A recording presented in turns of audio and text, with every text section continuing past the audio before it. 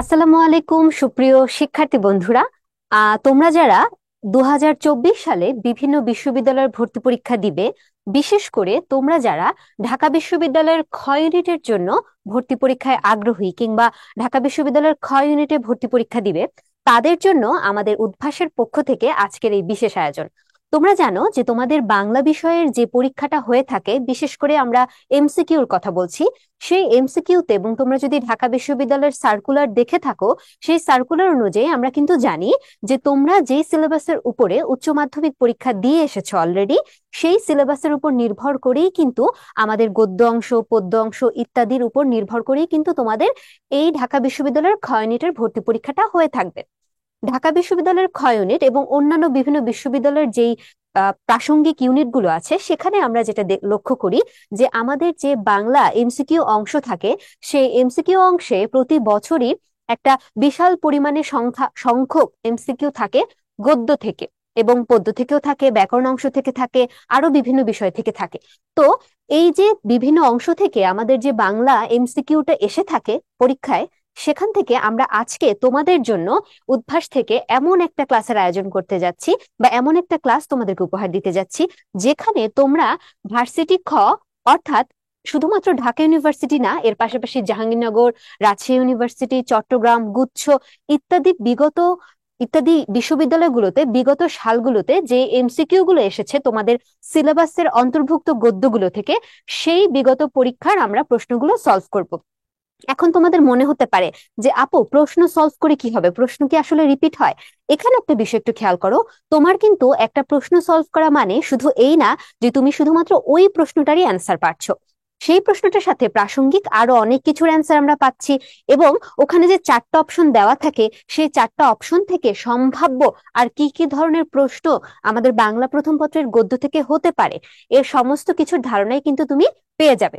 এবং আমরা এটাও জানিয়ে রাখতে চাই যে আজকের ক্লাসে আমরা মোট তোমাদের সাথে 100টা এমসিকিউ নিয়ে এরকম আলোচনা করব, যে এমসিকিউ গুলো বিগত বছরগুলোতে বিভিন্ন ভর্তি পরীক্ষা এসেছে, এবং এর সাথে প্রাসঙ্গিক মিলিয়ে আমরা সর্বমোট 100টা এমসিকিউ আজকের ক্লাসে সলভ করব। এবং এই 100টা এমসিকিউ সলভ করা মানে কিন্তু তোমার এই বাংলা প্রথম পত্রের গদ্য অংশের মোটামুটি বলা যায় সর্বোচ্চ প্রস্তুতিটা, বা 100-র মধ্যে 99% প্রস্তুতি কিন্তু তোমার হয়ে যাবে। তো চলো আর দেরি না করে আমরা আজকে আমাদের ইউনিভার্সিটি ক্ষয়ের বাংলা প্রথম পত্র গদ্য অংশ থেকে যে এমসিকিউ গুলো আলোচনা করব, সেটা শুরু করি। তো প্রথমে আমাদের কি আসে, আমরা যখন আমাদের সিলেবাস দেখি, মানে তোমরা যেই সিলেবাসে উচ্চ মাধ্যমিক পরীক্ষা দিয়েছো, সেই সিলেবাস অনুযায়ী আমাদের প্রথমে চলে আসে অপরিচিতা গল্পটা। তো আমরা একটু দেখবো যে অপরিচিতা গল্প থেকে বিগত বছরগুলোতে বিভিন্ন বিশ্ববিদ্যালয়ে কি কি প্রশ্ন এসেছে, কিংবা এই বছর কি কি ধরনের প্রশ্ন আসতে পারে, কিংবা তুমি একটা প্রশ্ন সলভ করতে গিয়ে কিভাবে আরো অনেক কিছু একসাথে জেনে রাখতে পারো। তো প্রথমে আমরা যে প্রশ্ন দেখতে পাচ্ছি, সেটা হচ্ছে ঢাকা বিশ্ববিদ্যালয়ের ক ইউনিটে 21 এবং 22 সালে আসা একটা প্রশ্ন। তো এই প্রশ্নটাতে কি আছে একটু খেয়াল করো। আমরা জানি অপরিচিতা গল্পে আমাদের ট্রেন যাত্রার যে বিষয়টা আছে, যে অনুপম এবং কল্যাণী ট্রেনে তাদের দেখা হয় এবং ট্রেনে বিভিন্ন ঘটনা ঘটে থাকে। তো সেখানে একটা লাইন এরকম ছিল, ইতিমধ্যে আটদালি সময় ইউনিফর্ম পরা সাহেব দ্বারের কাছে আসিয়া দাঁড়াইয়াছে। এটা একটা বিখ্যাত লাইন, বা একটা কমন, তোমরা যারা গল্পটা পড়েছো সবার কাছে এই লাইনটা তো পরিচিত, যে এই লাইনটা অপরিচিত গল্প থেকে এসেছে। এখন ঢাকা বিশ্ববিদ্যালয়ের ক ইউনিটে 21-22 সালে প্রশ্নটা ছিল যে এই গল্পের এই বাক্যটার মধ্যে বিদেশি সংখ্যা বা বিদেশি শব্দের সংখ্যা কয়টা। একটা জিনিস একটু খেয়াল করো, যে আমরা প্রায়ই এরকম বাংলা প্রশ্নে পেয়ে থাকি যে বিদেশি শব্দের সংখ্যা, কিংবা কোন সমাস, ইত্যাদি ইত্যাদি। এই প্রশ্নগুলো দেখতে আক্ষরিক অর্থে বাংলা দ্বিতীয় পত্রের মনে হলেও এগুলো কিন্তু মূলত তোমার যে সাহিত্য পাঠ বইটা ছিল সেখান থেকে নেওয়া হয়েছে। তার মানে তুমি যখন সাহিত্য পাঠ পড়বা, শুধু কিন্তু রিডিং পড়ে চলে গেলেই হবে না, এই বিষয়গুলো একটু ছোট করে খেয়াল করতে হবে। তো আমরা প্রশ্নটা একটু খেয়াল করি। এখানে প্রশ্ন ছিল বিদেশি শব্দের সংখ্যা কয়টি। আমরা জানি যে আমাদের শব্দের যে শ্রেণী বিভাগ, সেটাকে আমরা বিভিন্ন ভাগে ভাগ করতে পারি, উৎসগত দিক থেকে, গঠনগত দিক থেকে, ইত্যাদি ইত্যাদি। দেশি শব্দ, বিদেশি শব্দ, বিদেশি শব্দের মধ্যে আবার ইংরেজি আছে, ফার্সি আছে, আরবি আছে, আহ তারপরে হচ্ছে আমাদের চীনা ভাষা আছে, এরকম বিভিন্ন ধরনের বিদেশি শব্দ হতে পারে। তো আমরা যদি এই বাক্যটা একটু খেয়াল করি, আমরা কয়টা বিদেশি শব্দ দেখতে পাই? আমরা দেখতে পাই আরদালি, একটা ইংরেজি শব্দ। আমরা দেখতে পাই ইউনিফর্ম, যেটার বাংলা হচ্ছে পোশাক, এটাও কিন্তু একটা ইংরেজি শব্দ। এবং আমরা দেখতে পাচ্ছি সাহেব। আর বাকি আমরা কোনো বিদেশি শব্দ দেখতে পাচ্ছি না। তার মানে আমরা এই বাক্যটায় টোটাল বা সর্বমোট কয়টা বিদেশি শব্দ দেখতে পাচ্ছি? সেটা হচ্ছে 3টা। তাহলে দুটো হচ্ছে আমরা ইংরেজি শব্দ দেখতে পাচ্ছি এবং সাহেব একটা আরবি শব্দ দেখতে পাচ্ছি। তাহলে এই তিনোটাই কিন্তু আমাদের বিদেশি শব্দ। তো খুবই চমৎকার একটা প্রশ্ন ছিল, কারণ একটা স্টুডেন্ট তার বাংলা বোর্ড বই থেকে যখন একটা লাইন পড়বে, সে লাইনটার সম্পর্কে ডিটেলস জানা কিন্তু অবশ্যই উচিত। তো এটা খুবই চমৎকার একটা প্রশ্ন ছিল। তো এরকম একটা তোমাকে কিন্তু একটা বাক্য দিয়ে বলতেই পারে যে এই বাক্যটার মধ্যে কয়টা বিদেশি শব্দ আছে খুঁজে বের করো, কিংবা একটা শব্দ তোমাকে পরিবর্তন করে দিয়ে বলতে পারে যে এখানে কোনো ভুল আছে কিনা সেটা বের করো। তো এই জন্য একটু সচেতন থেকে আমাদেরকে দেখতে হবে। তো আমরা এর পরের প্রশ্নটাতে চলে যাই। এরপরে ঢাকা বিশ্ববিদ্যালয়ের কমিউনিটি 20-21 সেশনে আরেকটা প্রশ্ন এসেছিল। সেই প্রশ্নটা কি ছিল? অনাবৃষ্টির দিনে ফুলের কুড়িটির মতো মেয়ের বিমর্ষ মুখ কোন রচনার বাক্য? এখন তোমরা যেহেতু ক্লাস করছো, তোমরা দেখছো উপরে টাইটেল দেওয়া অপরিচিতা, রবীন্দ্রনাথ ঠাকুর, এই জন্য তোমাদের জন্য এটার অ্যান্সার করা সহজ যে এটা অপরিচিতা রচনা বা অপরিচিতা গল্পটার বাক্য। কিন্তু তুমি একটু চিন্তা করো তো, তুমি একটা পরীক্ষার হলে আছো এবং ওখানে তোমাকে শুধু বাংলা না, বাংলা, ইংরেজি, জিকে, তিনটাই অ্যান্সার করতে হবে। প্লাস তোমার মাথায় অনেক চিন্তা, তোমার একটা নির্দিষ্ট সময় তোমার সামনে দাঁড় করিয়ে দেওয়া হয়েছে। আউট অফ নো হোয়ার যখন তোমাকে একটা এরকম লাইন দিবে, অনাবৃষ্টির দিনে ফুলের কুড়িটির মতো মেয়ের বিমর্ষ মুখ, বিশ্বাস করো বেশিরভাগ স্টুডেন্টেরই প্রথমে মাথায় আসবে না যে এই লাইনকে আমি জীবনে শুনছি, এই লাইন কোত্থেকে নেওয়া হয়েছে। এখন আমরা যেহেতু অপরিচিত পড়ছি, আমাদের কাছে ব্যাপারটা সংকুচিত হয়ে গেছে, আমাদের চিন্তা করার জায়গাটা, এই জন্য আমরা অপরিচিত বলতে পারতেছি। কিন্তু যখন এরকম পরীক্ষার হলে হুট করে একটা অনেকগুলো প্রশ্নের মাঝখানে এরকম একটা বাক্য দেখবো, তখন কিন্তু আমাদের কনফিউজড হওয়ার চান্স অনেক বেশি থাকে। এই জন্য তোমাদের যে সিলেবাসের উপর তোমরা উচ্চ মাধ্যমিক পরীক্ষা দিয়েছো, ওই সিলেবাসের যে গদ্যগুলো আছে, সেই গদ্যগুলো লাইন বাই লাইন, প্রত্যেকটা লাইন খুব খুব মানে থরলি, খুব পরিষ্কার ভাবে তোমাদের ধারণা থাকা উচিত যে কোন গদ্যে বা কোন পদ্যে কোন লাইনটা ছিল, কোন প্রসঙ্গে ছিল। তাহলে কিন্তু তুমি বলতে পারবা যে তোমার প্রিপারেশনটা 100% হয়েছে। তো এই কথাটা কোথায় ছিল? এই কথাটা ছিল হচ্ছে অপরিচিতা গল্পে বা অপরিচিত রচনায়। কি প্রসঙ্গে ছিল? আমরা জানি যে আমাদের যে কল্যাণী ছিল, কল্যাণীর কিন্তু অনুপমের সাথে বিয়ে ভেঙে যায়, মানে বিয়ে ভেঙে ওরাই ভেঙে দেয়। তো এর পরে অনুপম কল্পনা করছিল যে হয়তোবা কল্যাণী মন খারাপ করে বিমর্ষ মুখে বসে আছে দেখে তার বাবা শম্ভুনাথ সেন উক্ত উক্তিটি বা উক্ত ধারণাটি রাখে। তো এরকম একটা প্রসঙ্গে আমরা দেখি যে আমাদের গল্পকার রবীন্দ্রনাথ ঠাকুর অনুপমের মধ্য দিয়ে এরকম একটা উক্তি করেছিলেন। তো আমরা এই প্রশ্নটা রাখার উদ্দেশ্য হচ্ছে তোমাদেরকে বোঝানো যে তোমাদের গদ্য বা পদ্য যেটাই হোক না কেন, তোমাদেরকে কিন্তু প্রত্যেকটা বাক্য, প্রত্যেকটা লাইন, গল্প, গদ্যগুলো, পদ্যগুলো পড়ে রাখতে হবে, যাতে তুমি এরকম একটা আউট অফ নো হোয়ার একটা লাইন দিলে তুমি বুঝতে পারো এটা কোন গদ্য পদ্য থেকে আসলে হচ্ছে বা নেওয়া হয়েছে। এরপরে আমরা একটু খেয়াল করি যে আরেকটা লাইন, অপরিচিতা গল্পে কোন বয়সটা না দৈর্ঘ্যে না গুণে বড়। আমরা যদি একটু মনে করি, অপরিচিত গল্পের শুরুর দিকেই লাইনটা ছিল যে আজ আমার বয়স 27 মাত্র, এ বয়সটা দৈর্ঘ্যে না গুণে বড়। তার মানে এটার অ্যান্সার কি? এটার অ্যান্সার অবশ্যই 27 বছর। তারপরে বলা হচ্ছে ফল্গু নদীর বৈশিষ্ট্য কি? এটা এসেছিল ঢাকা বিশ্ববিদ্যালয়ের খ ইউনিটে 20-21 সালে। আমরা জানি যে ফল্গু হচ্ছে ভারতের গয়া অঞ্চলের একটা অন্তঃসলিলা নদী। তাহলে এই ফল্গু নদীর বৈশিষ্ট্য হচ্ছে এটা একটা অন্তঃসলিলা, এটা খরস্রোতা না, এটা চোরাবালিময় না, জোয়ার ভাটাহীন না, এটা একটা অন্তঃসলিলা নদী ভারতের গয়া অঞ্চলে। তার মানে তুমি যখন ফল্গু নদীর এই অন্তঃসলিলার অ্যান্সারটা সলভ করছো, তখন সেই সাথে কিন্তু তোমার শব্দার্থতে যে ফল্গু নদীর আরো বৈশিষ্ট্য দেওয়া আছে, যে এটা কোথায় অবস্থিত, ভারতে, ভারতের কোথায়, গয়া অঞ্চলে, এই যে ইনফরমেশন গুলো, এগুলোও কিন্তু তোমার একসাথে জানা হয়ে যাচ্ছে। তারপর আমরা একটু দেখি ঢাকা বিশ্ববিদ্যালয়ের ঘ ইউনিটের 20-21 সেশনের একটা প্রশ্ন। সে প্রশ্নটা হচ্ছে মামার মুখ তখন অনর্গল ছুটিতে ছিল, অপরিচিতা রচনার এই উদ্ধৃতিতে প্রকাশ পেয়েছে অনুপমের মামার কি? এরকম তোমাকে বিভিন্ন ধরনের উদ্ধৃতি দেওয়া হতে পারে, যে উদ্ধৃতি দিয়ে তোমাকে বলবে উদ্ধৃতিটা কার, কে বলেছে, কিংবা এই উদ্ধৃতিটা দিয়ে আসলে তুমি কি বুঝতে পারছো বা তার কি ধরনের মানসিকতা প্রকাশ পাচ্ছে। তো এই জন্য এরকম একটা প্রশ্ন রাখা হয়েছে। প্রশ্নটা খুবই চমৎকার। তো এখানে আমরা আসলে কি দেখতে পাচ্ছি একটু খেয়াল করো তো। কেতা দুরস্ত ভাব, কেতা দুরস্ত ভাব বলতে আমরা কি বুঝি? মোটামুটি এরকম বুঝি না যে উপরে ফিটফাট ভেতর থেকে খালি, এরকম একটা বিষয়? আচ্ছা, কেতা দুরস্ত মোটামুটি আমরা বলি যে ওই যে উপর থেকে ফিটফাট। এরপরে বলছে অন্তঃসার শূন্য অহংকার। অন্তঃসার শূন্য অহংকার মানে কি? ভেতরে কিছু নেই, খালি, কিন্তু একটা অহংকার আছে। তারপরে বলছে অর্থ লোলুপতা। কৌলিন্য, কৌলিন্য অর্থলোলুপতা। এখন মামার মধ্যে কিন্তু অর্থলোলুপতাও ছিল, কেতাদুরস্ত ভাব বা কৌলিন্য, এই যে নিজেদেরকে একটু উঁচু মনে করা বা মেয়ে বিয়ের প্রসঙ্গে মেয়েদের পরিবারকে একটু ছোট রাখতে চাওয়া, এই টাইপের বিভিন্ন বিষয় কিন্তু এসেছে। কিন্তু পুরো গল্প অনুযায়ী কিন্তু কি বোঝা যাচ্ছে সেটা আমাদের কাছে জানতে চাওয়া হয়নি। আমাদেরকে জানতে চাওয়া হয়েছে পার্টিকুলার এই লাইনটাই, যে মামার মুখ তখন অনর্গল ছুটিতে ছিল, এই উদ্ধৃতিটায় কি প্রকাশ পেয়েছে। আমরা দেখি যে এই উদ্ধৃতিটায় মামার মূলত একটা অহংকার প্রকাশ পেয়েছে, যে অহংকারটা হচ্ছে অন্তঃসার শূন্য। এরপরে আমরা একটু দেখি এরপরে কি বলছে। ঢাকা বিশ্ববিদ্যালয়ের ঘ ইউনিটের 17-18 সেশনের একটা প্রশ্ন আমাদেরকে দেওয়া হয়েছে অপরিচিত থেকে। ঠাট্টা সম্পর্কটাকে স্থায়ী করিবার ইচ্ছা আমার নাই, উক্তিটি কার? এই যে মাত্র আমরা বলছিলাম যে তোমাকে বিভিন্ন গদ্য বা পদ্যের উক্তি দিয়ে বলতে পারে যে এই উক্তিটা কোথা থেকে নেওয়া হয়েছে, তো তোমাকে জেনে রাখতে হবে কোথা থেকে নেওয়া হয়েছে বা কে বলেছে, কি প্রসঙ্গে বলেছে।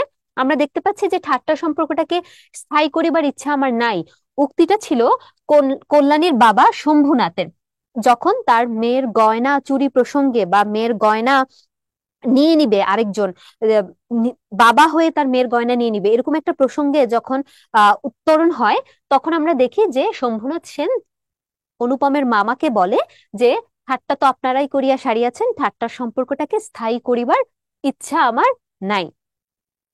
এরপর আমরা একটু দেখি অপরিচিত গল্পটি প্রথম প্রকাশিত হয় কোন পত্রিকায়। অপরিচিত গল্পটি প্রথম প্রকাশিত হয় আমরা জানি যে সবুজ পত্র পত্রিকায়, সবুজ পত্র। এই সবুজ পত্র পত্রিকাটা যখন আমরা পড়বো, তখন সেই সাথে আমরা আরেকটা জিনিস একটু জেনে রাখতে পারি। আমাদের পাঠ পরিচিতি খুব সুন্দর করে দেওয়া আছে যে এই পত্রিকাটা কার সম্পাদনায় নেওয়া হয়েছে। এই পত্রিকাটা নেওয়া হয়েছে আমরা জানি যে প্রমথ চৌধুরী, প্রথম চৌধুরী না কিন্তু, প্রমথ চৌধুরী।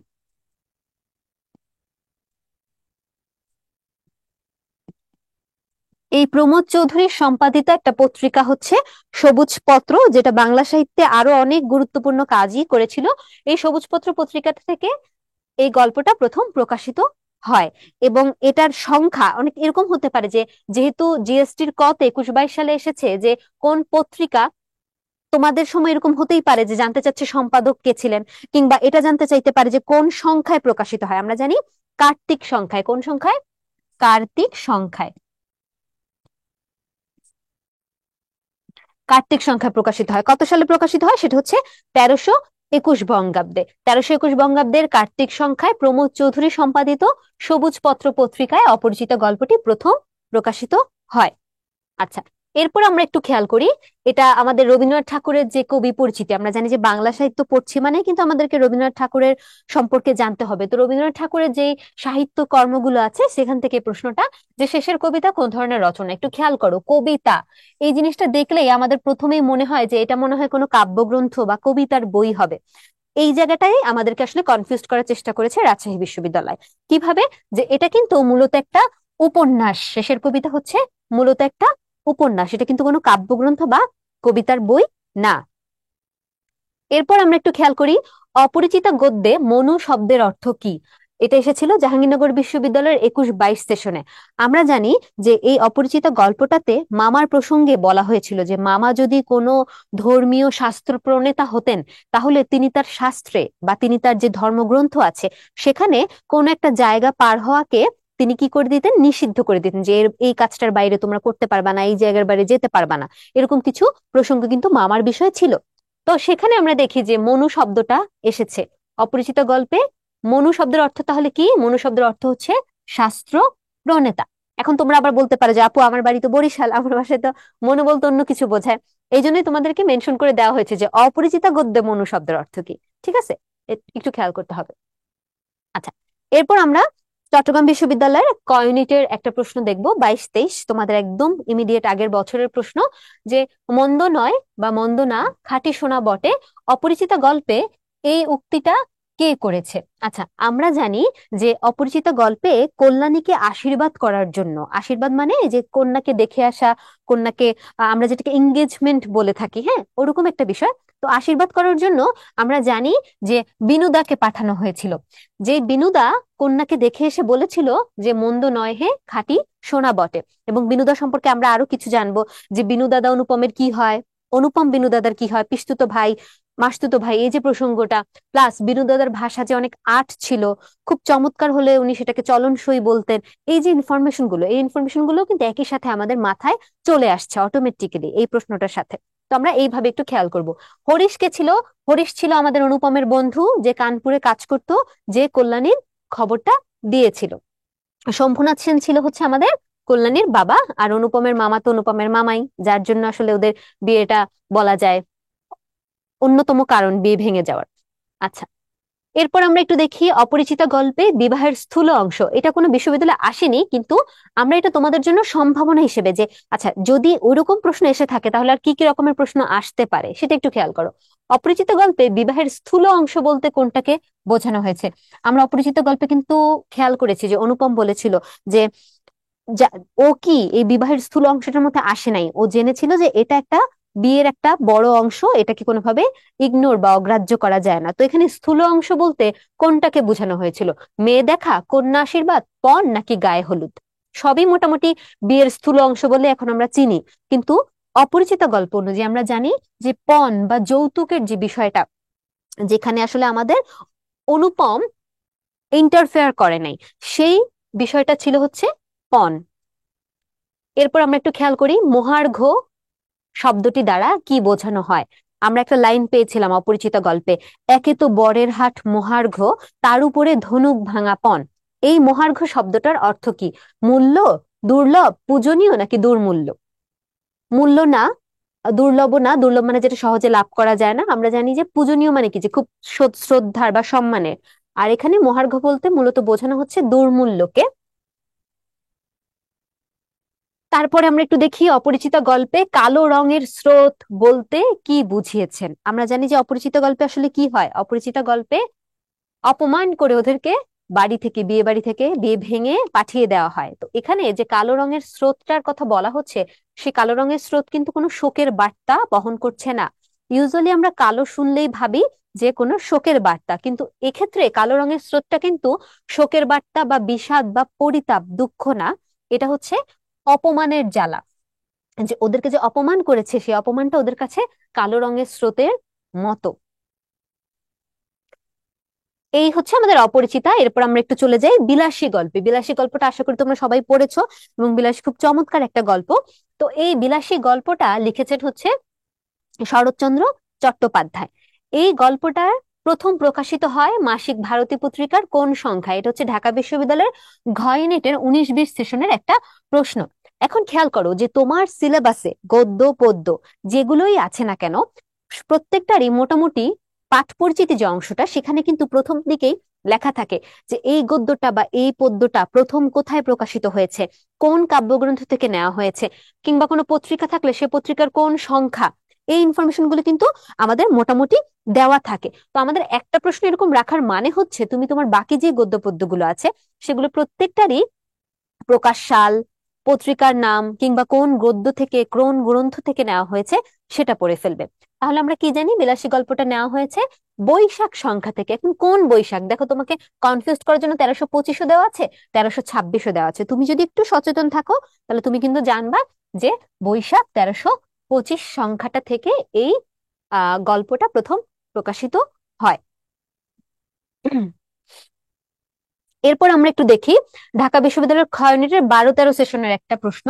আচ্ছা, এখানে একটা বিষয় আছে, সেটা হচ্ছে বিলাসী গল্পটা কিন্তু একটা লম্বা সময় ধরে আমাদের সিলেবাসে কিন্তু ছিল না, নতুন করে এসেছে। তার মানে এই না যে 12-13 সালে এসেছে, মাঝে অনেক বছর আসেনি, আমাদের জন্য তাহলে তো বা কম ইম্পর্টেন্ট, ব্যাপারটা তা না। তোমাদের জন্য যে সিলেবাস, সেই সিলেবাসের অন্তর্ভুক্ত যেহেতু, তাই তোমাদের জন্য কিন্তু এটা খুবই গুরুত্বপূর্ণ। আচ্ছা, তো এখানে বলছে যে ন্যাড়া কোন বঙ্গের অনেক পল্লীতে অনেক দিন ঘুরে গৌরব করবার মতো অনেক বড় বড় ব্যাপার প্রত্যক্ষ করেছে।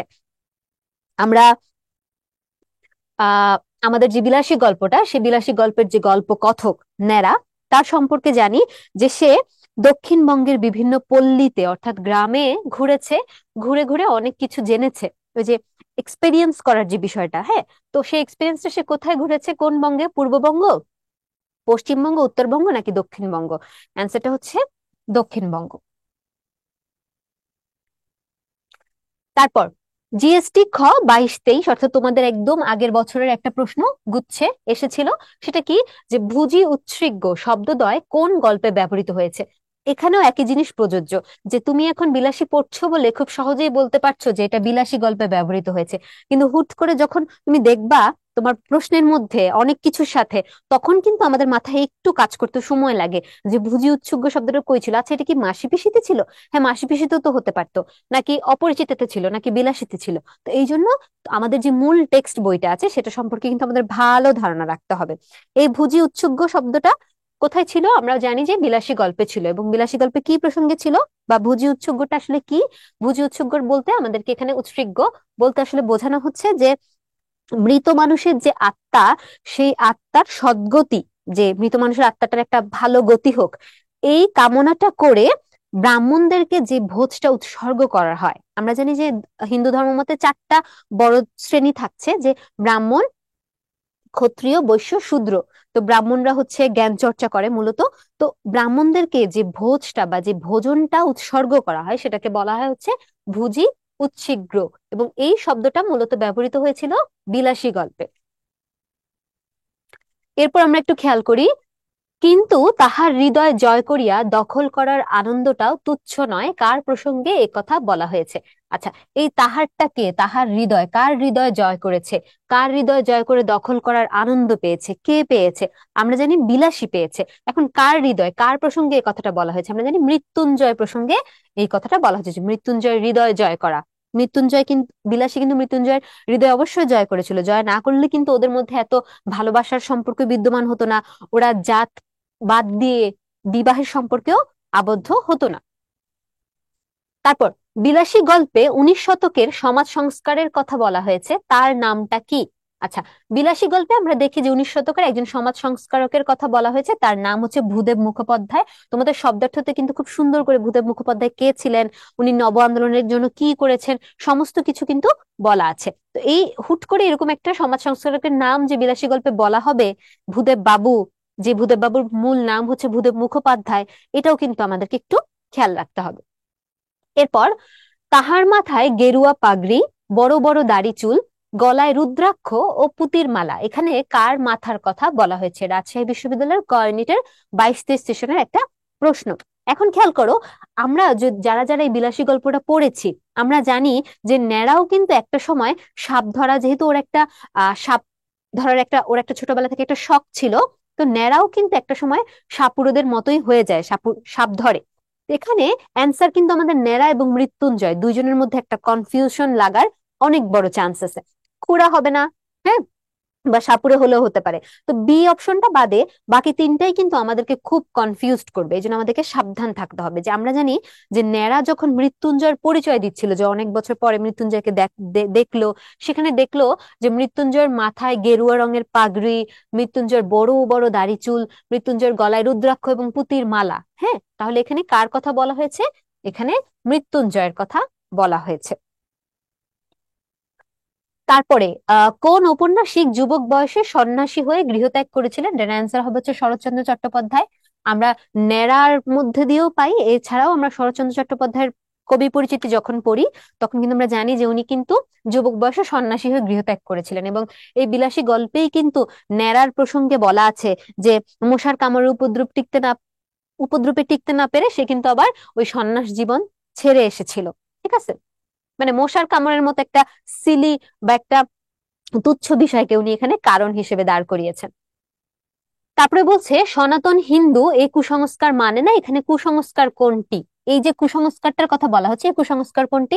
প্রথমে হচ্ছে অন্ন পাপের কথা বলা হচ্ছে, জাতিভেদ প্রথা, সতীদাহ, স্ত্রীলোকের গায়ে হাত তুলতে নেই। আচ্ছা, বিলাসী গল্প অনুযায়ী সতীদাহের কথা বলা নাই, বিলাসী গল্পে সতীদাহের কথা এখানে এক্সিস্ট করতেছে না সেইভাবে। জাতিভেদ প্রথা, হ্যাঁ আমাদের বর্ণভেদ জাতিভেদের একটা প্রসঙ্গ আমরা পাই। অন্নপাপ, হ্যাঁ অন্নপাপ অর্থাৎ ওই যে মৃত্যুঞ্জয় যে বিলাসীর হাতে খেয়েছিল, খাবার খেয়েছিল, ভাত খেয়েছিল, সেটাকে অন্নপাপ হিসেবে দেখানো হয়েছে। কিন্তু এটার অ্যান্সার হবে হচ্ছে স্ত্রীলোকদের গায়ে হাত তুলতে নেই। কেন, আমরা একটু স্মরণ করার চেষ্টা করি।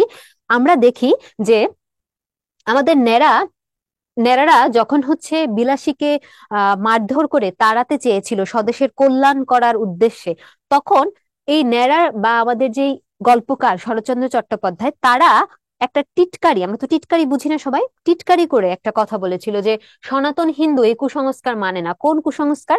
যে বিদেশে বা উন্নত যে দেশগুলো, যে আমরা যাদেরকে সভ্য সমাজ বলি, তারা নারীদের গায়ে হাত তুলে না।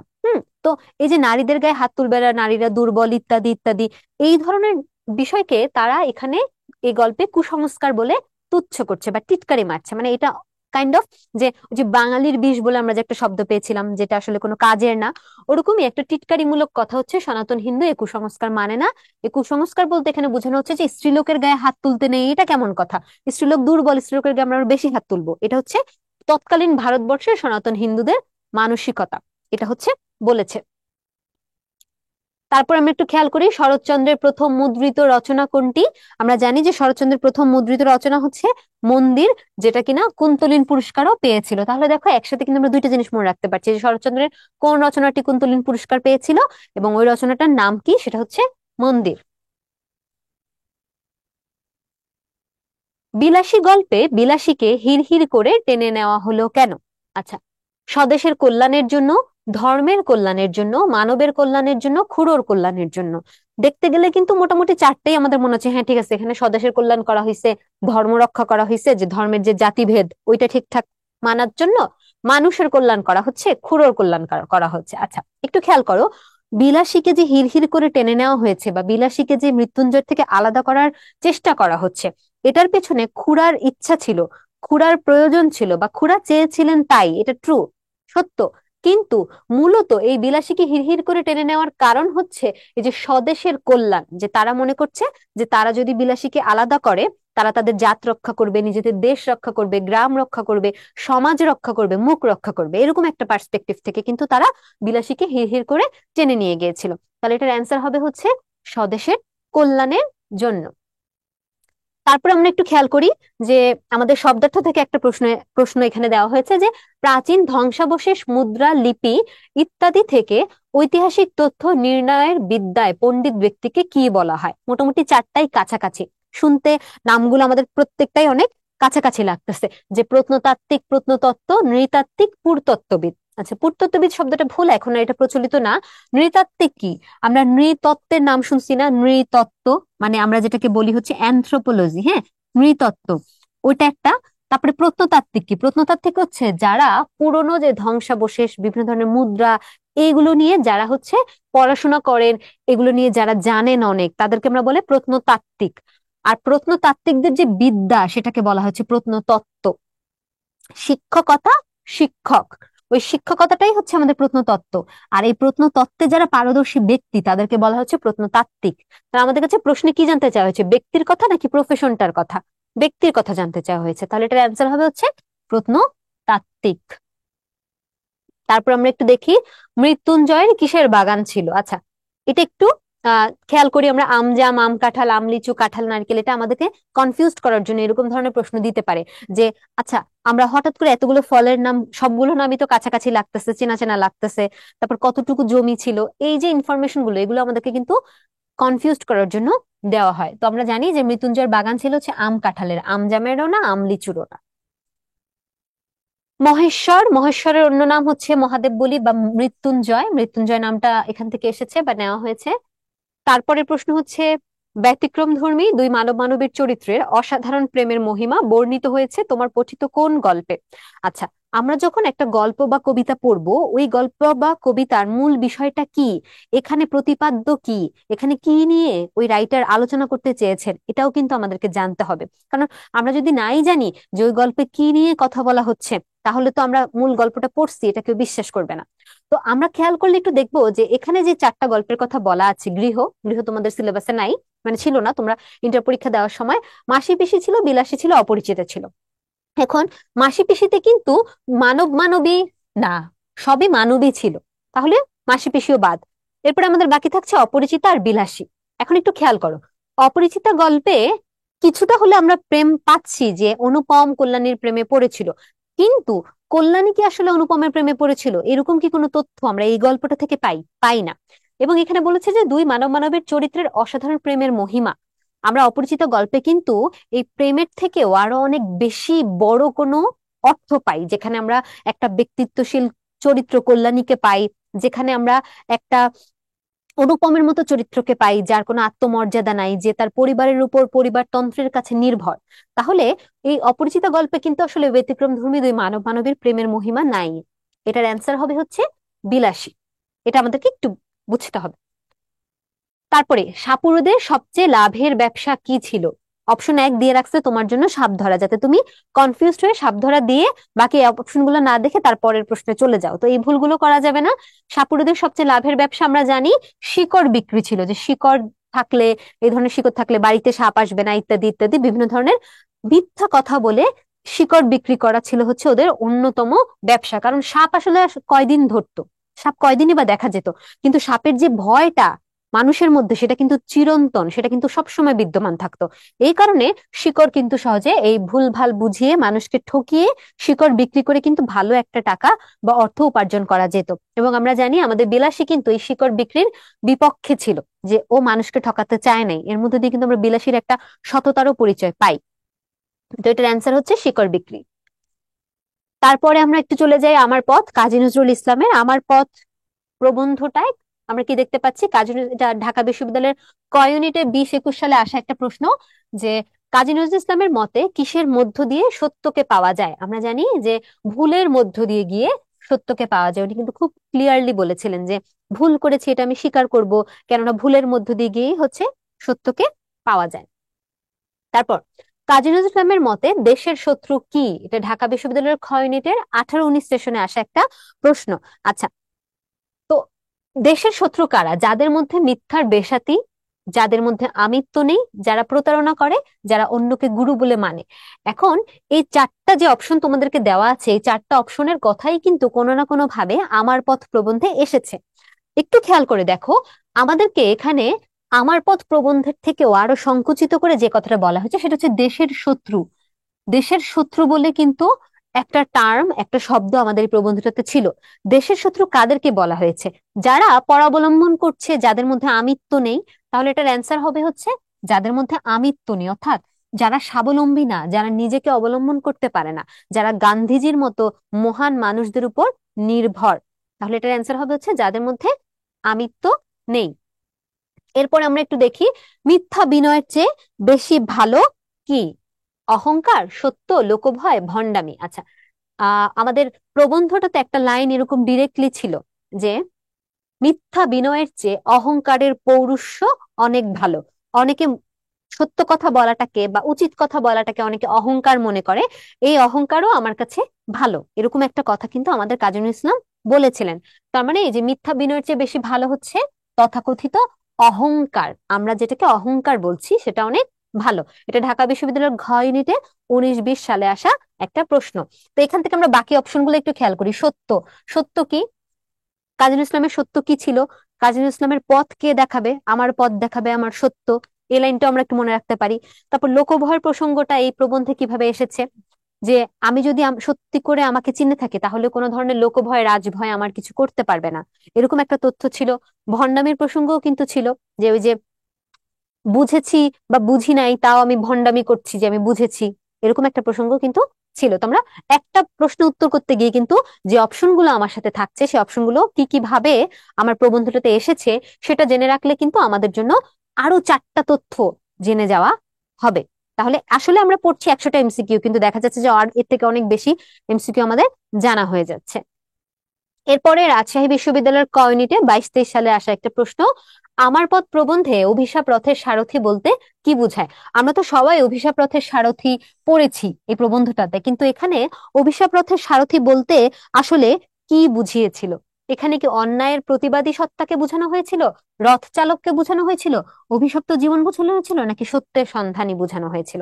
একটু খেয়াল করো, অভিশাপ রথের সারথি মানে, সারথি মানে তো আমরা জানি যে চালক, তাহলে অভিশাপ রথের রথ চালক এরকম একটা আমাদের মনে হতে পারে। কিন্তু আমরা যদি আক্ষরিক অর্থ না দেখে ভাবার্থ বা কি অর্থে বুঝিয়েছিল সেটার দিকে খেয়াল করি, আমরা দেখব যে অভিশাপ রথের সারথি কারা? কাজী নজরুল ইসলাম। কেন? কারণ তিনি অন্যায়ের প্রতিবাদ করেছিলেন বলেই তিনি আসলে ইংরেজদের কাছে বা তথাকথিত কর্তৃপক্ষের কাছে তিনি একটা অভিশাপ হিসেবে আবির্ভূত হয়েছিলেন। অর্থাৎ তিনি কি করতেন? তিনি আসলে অন্যায়ের প্রতিবাদ করতেন। তাহলে এখানে বুঝিয়েছে কি সেটা জিজ্ঞেস করলে আমাদের অ্যান্সার হবে হচ্ছে অন্যায়ের প্রতিবাদী। তারপরে কি বলছে, ঢাকা বিশ্ববিদ্যালয়ের ক ইউনিটের 17-18 সেশনে আসা একটা প্রশ্ন, আগুনের সম্মার্জনা বলতে কাজী নজরুল ইসলাম কি বুঝিয়েছিলেন? আচ্ছা, আমরা এখানে কিছু শব্দ পেয়েছিলাম। আমরা পেয়েছিলাম আগুনের সম্মার্জনা, অগ্নি পতাকা, তারপরে আগুনের ঝান্ডা, এরকম অনেক কিছু পেয়েছিলাম, তাই না? আচ্ছা, ঝান্ডাটা ছিল হচ্ছে অগ্নি পতাকা অর্থে। আর সম্মার্জনা যেটা ছিল, সম্মার্জনা, এই সম্মার্জনা মানে কিন্তু ছিল ঘষে মেজে পরিষ্কার করা। তাহলে আগুনের সম্মার্জনা বলতে কাজী নজরুল ইসলাম বুঝিয়েছেন পরিষ্কার করাকে। ঠিক আছে, আগুনের ঝাড়ুকেও না, আগুনের স্ফুলঙ্গিকেও না, ধূমকেতুকে তো নাই। তাহলে এটার অ্যান্সার হবে হচ্ছে পরিষ্কার করা। আচ্ছা, এরপর একটু খেয়াল করো, মানুষ ধর্মই সবচেয়ে বড় ধর্ম কোন লেখকের রচনার অংশ? এই যে দেখো, চট্টগ্রাম বিশ্ববিদ্যালয়ের ঘ ইউনিটে 21-22 সেশনে এই প্রশ্নটা এসেছে। দেখো, তুমি এখন এখানে টাইটেল দেখতে পাচ্ছ আমার পথ কাজী নজরুল ইসলাম, এই জন্য তোমার জন্য বলা সহজ যে এটার অ্যান্সার হবে কাজী নজরুল ইসলাম। কিন্তু হুট করে যখন বলবে মানুষ ধর্মই সবচেয়ে বড় ধর্ম, তুমি তো বুঝতেই পারবা না যে এটা কি আসলে আমার সিলেবাস থেকে আসছে নাকি সিলেবাসের বাইরে থেকে প্রশ্নটা আসছে। তো এই জন্যই বলা যে আমাদের যে গদ্য পদ্যগুলো আছে এগুলো সম্পর্কে আমাদের ইন ডিটেলস ধারণা রাখতে হবে, যাতে এরকম একটা লাইন আউট অফ নোহার দিলে আমি বুঝতে পারি এটা কোথা থেকে নেওয়া হয়েছে। তো মানুষ ধর্মই সবচেয়ে বড় ধর্ম, এটা আমার পথ প্রবন্ধটাতে ছিল। এবং আমার পথ যেহেতু কাজী নজরুল ইসলামের লেখা, তাহলে এটার অ্যান্সার হবে হচ্ছে কাজী নজরুল ইসলাম। এরপরে আমরা একটু খেয়াল করি, নজরুল কি করতে রাজি নন? আচ্ছা, ভুল স্বীকার করতে, ভুল করতে, ভণ্ডামি করতে, সত্য বলতে। নজরুল অবশ্যই ভুল স্বীকার করতে রাজি। নজরুল বলেছেন যে ভুল করলে ভুল স্বীকার করব, তাই না? তাহলে এটার অ্যান্সার হবে হচ্ছে ভণ্ডামি করতে। উনি কোনো ধরনের মিথ্যা বিনয় বা ভণ্ডামি এগুলো করতে রাজি নন। আর সত্য বলতে রাজি নন, এটা তো ভুল, উনি তো অবশ্যই সত্য বলতে চেয়েছেন। তারপর কি বলছে, আমরা দেখেছি এই আমার পথ প্রবন্ধটায় যে একমাত্র মিথ্যার জলই এই শিখাকে নেভাতে পারে। এই বাক্যে এই শিক্ষা বলতে কোনটাকে বোঝানো হয়েছে? এই প্রশ্নটা অনেকটা আমরা যে উচ্চ মাধ্যমিকে অনুধাবন প্রশ্নের উত্তর করি, অনেকটা অনুধাবনের মতো। অনুধাবনে কি থাকে?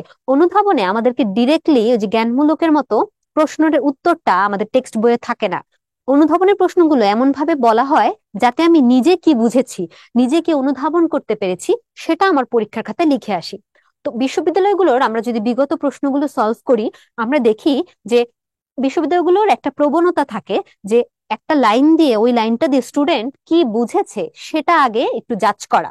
ঠিক আছে, এটা তো শুধুমাত্র মুখস্থ, যে বিশ্ববিদ্যালয় ভর্তি পরীক্ষা তো আসলে আমাদের মুখস্থ বিদ্যা যাচাই করার স্থান না, আমাদের জ্ঞান, আমাদের চিন্তা ভাবনা এগুলো তো এখানে দেখা হয়। তো এই জন্য এইরকম টাইপের প্রশ্ন কিন্তু দেওয়া হয়ে থাকে। তো আমরা একটু যদি খেয়াল করি, মিথ্যার জল এই শিক্ষাকে নিভাতে পারে, এই শিক্ষা বলতে কোনটাকে বোঝানো হয়েছে?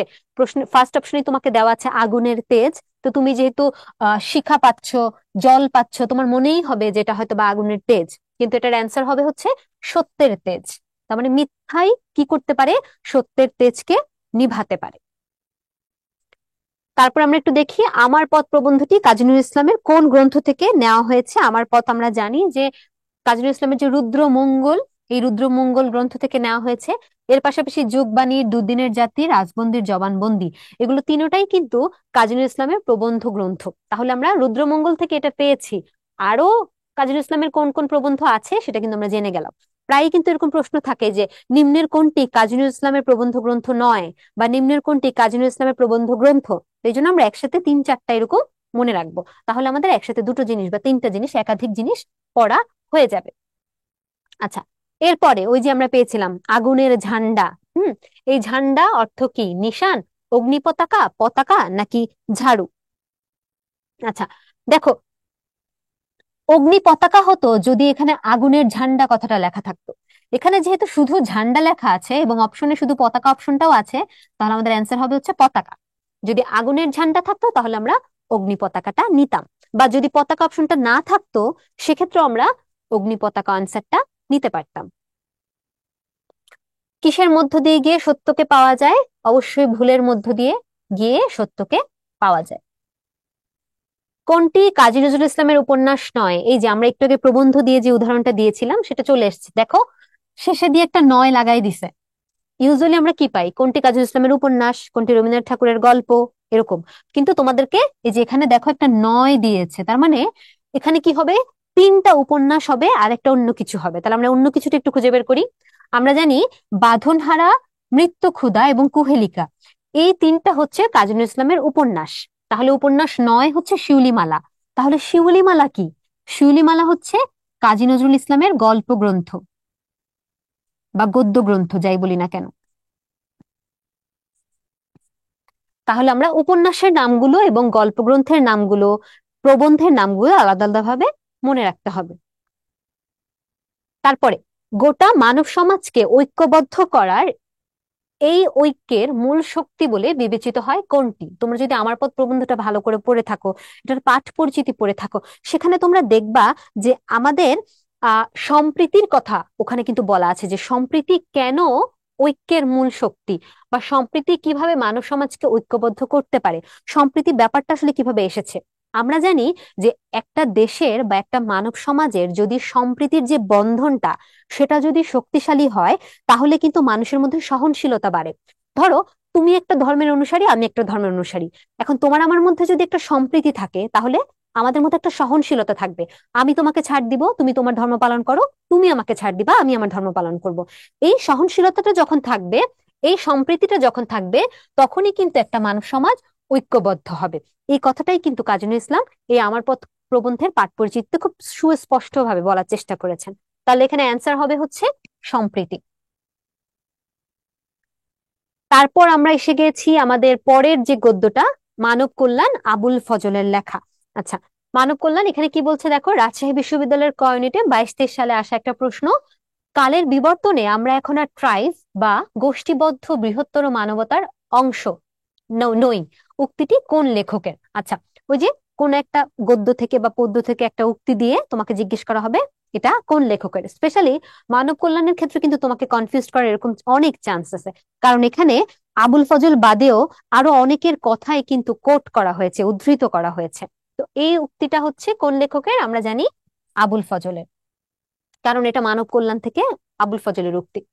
আচ্ছা, আবুল ফজলের মতে কল্যাণময় পৃথিবী রচনা করা সম্ভব কিভাবে? এটা গুচ্ছে এসেছিল 22-23 সালে। সেটার অ্যান্সার হচ্ছে মুক্ত বুদ্ধির সহায়তায়, রিলিফ ও রিহ্যাবিলিটেশনের সহায়তায়, দয়া ও করুণার বশবর্তিতায়, বল প্রয়োগ ও সামরিক শাসন প্রতিষ্ঠায়।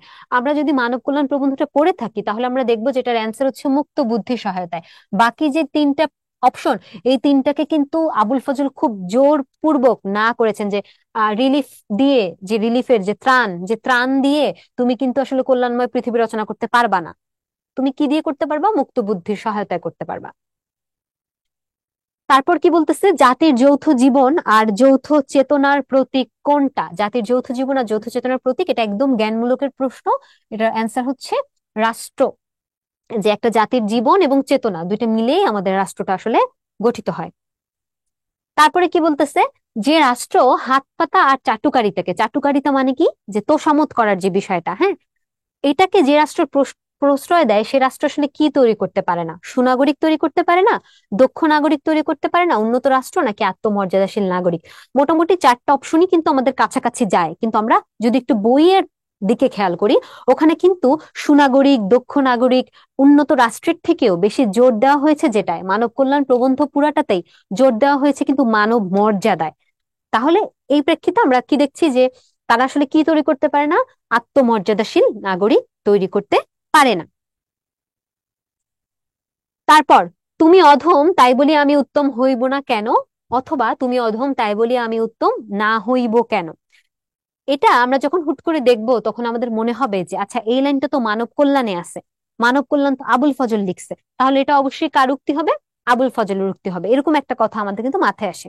কিন্তু এই উক্তিটা আবুল ফজল কিন্তু আসলে উনার নিজের উক্তি না। দেখো কোট আনকোট দেওয়া, এই যে উদ্ধরণ চিহ্ন দেওয়া, তার মানে উনি এটা কিন্তু আসলে নিজের ভাষা থেকে বলেন নাই, নিজের জ্ঞান থেকে বলেন নাই। এটা উনি অন্য একজন বিখ্যাত ব্যক্তির কাছ থেকে গ্রহণ করেছেন। কার কাছ থেকে গ্রহণ করেছেন? বঙ্কিমচন্দ্র চট্টোপাধ্যায়। আমরা বঙ্কিমচন্দ্র চট্টোপাধ্যায়ের কোনো গদ্য পদ্য যদি পড়ে থাকি, ওনার একটা উপন্যাসের নাম আমরা শুনবো, বাংলা সাহিত্যের বিখ্যাত একটা উপন্যাস, উপন্যাসটার নাম হচ্ছে কপালকুণ্ডলা। কপালকুণ্ডলা।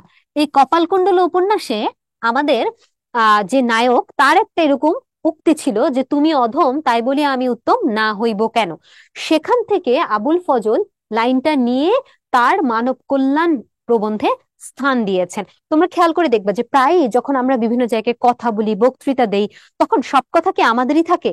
সব কথা কিন্তু আমাদের থাকে না।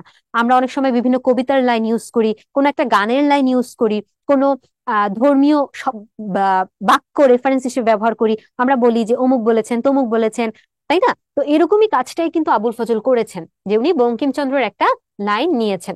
কোথা থেকে নিয়েছেন? কপালকুণ্ডলা উপন্যাসটা থেকে নিয়েছেন। এই উপন্যাসটায় এই লাইনটা আছে।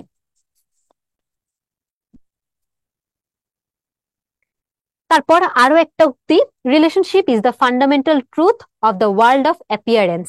উক্তিটি কার? আমরা জানি যে উক্তিটি হচ্ছে রবীন্দ্রনাথ ঠাকুরের। রবীন্দ্রনাথ ঠাকুর এই উক্তিটা কোথায় করেছিলেন? রবীন্দ্রনাথ ঠাকুর এই উক্তিটা করেছিলেন হচ্ছে হিবার্ট বক্তৃতামালা বলে একটা বক্তৃতায়। হিবার্ট, রবীন্দ্রনাথ ঠাকুরের উক্তি, উনি হিবার্ট বক্তৃতায় উক্ত কথাটা বলেছিলেন, যে কথাটা আমাদের আবুল ফজলের ভালো লেগেছে এবং মানব কল্যাণের প্রবন্ধটা লেখার সময় উনার কাছে প্রাসঙ্গিক লেগেছে বিধায় উনি এই উক্তিটা ব্যবহার করেন। আর হিবার্ট বক্তৃতা কি, একটু খুব ছোট্ট করে যদি বলি, যে এটা আসলে এমন একটা জায়গা যেখানে আসলে জ্ঞান, বুদ্ধি, তারপর হচ্ছে ধর্ম, আধ্যাত্মিকতা, দর্শন ইত্যাদি বিষয় নিয়ে মানুষের যে জীবনের উদ্দেশ্যগুলো, এগুলো নিয়ে হচ্ছে কথাবার্তা বলা হয়। এগুলোর যে ইন ডেপথ, গভীরতম যে প্রশ্নগুলো, সেগুলো নিয়ে হচ্ছে এখানে আলোচনা করা হতো। তো এখানে রবীন্দ্রনাথ যে বক্তৃতা দিয়েছিলেন, সেই বক্তৃতা থেকে এই লাইনটা, যে relationship is the fundamental truth of the world of appearance, এই উক্তিটা নিয়ে আমাদের মানব কল্যাণ প্রবন্ধে আবুল ফজল ব্যবহার করেছেন। তাহলে এটার অ্যান্সার রবীন্দ্রনাথ ঠাকুর। আচ্ছা, এরপরে কি বলতেছে খেয়াল করো, বিচক্ষণ বা যুক্তিসম্মত শব্দের ইংরেজি প্রতিশব্দ কোনটি? আমরা যদি মানব কল্যাণের আমাদের যে শব্দার্থটা আছে সেখানে যদি একটু খেয়াল করি, সেখানে এবং টেক্সটের ভেতরেও কিন্তু আমাদেরকে বিভিন্ন ইংরেজি শব্দ ব্যবহার করেছে, সেই সাথে ইংরেজি শব্দের একটা বাংলা প্রতিশব্দ কি হতে পারে সেটাও বলা আছে। তো রেশনাল যে শব্দটা, সেই রেশনাল শব্দটার বাংলা বলা ছিল বিচক্ষণ বা যুক্তিসম্মত। তারপর আমরা দেখতে পাচ্ছি সোশ্যাল কনসিকুয়েন্স। সোশ্যাল কনসিকুয়েন্সেরও কিন্তু আমাদের একটা বাংলা প্রতিশব্দ দেওয়া ছিল, সেটা কি ছিল? সামাজিক পরিণতি। তাহলে আমরা একটা একটা ইংরেজি প্রতিশব্দ শেখার সাথে সাথে আরো তিনটা শিখে ফেলি। সোশ্যাল কনসিকুয়েন্স হচ্ছে সামাজিক পরিণতি।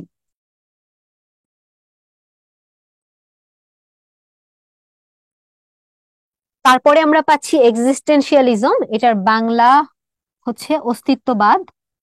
দর্শনের একটা বিখ্যাত টার্ম অস্তিত্ববাদ। তারপরে আমরা পাচ্ছি হিউম্যান ডিগনিটি, যেটার মানে হচ্ছে মানব মর্যাদা।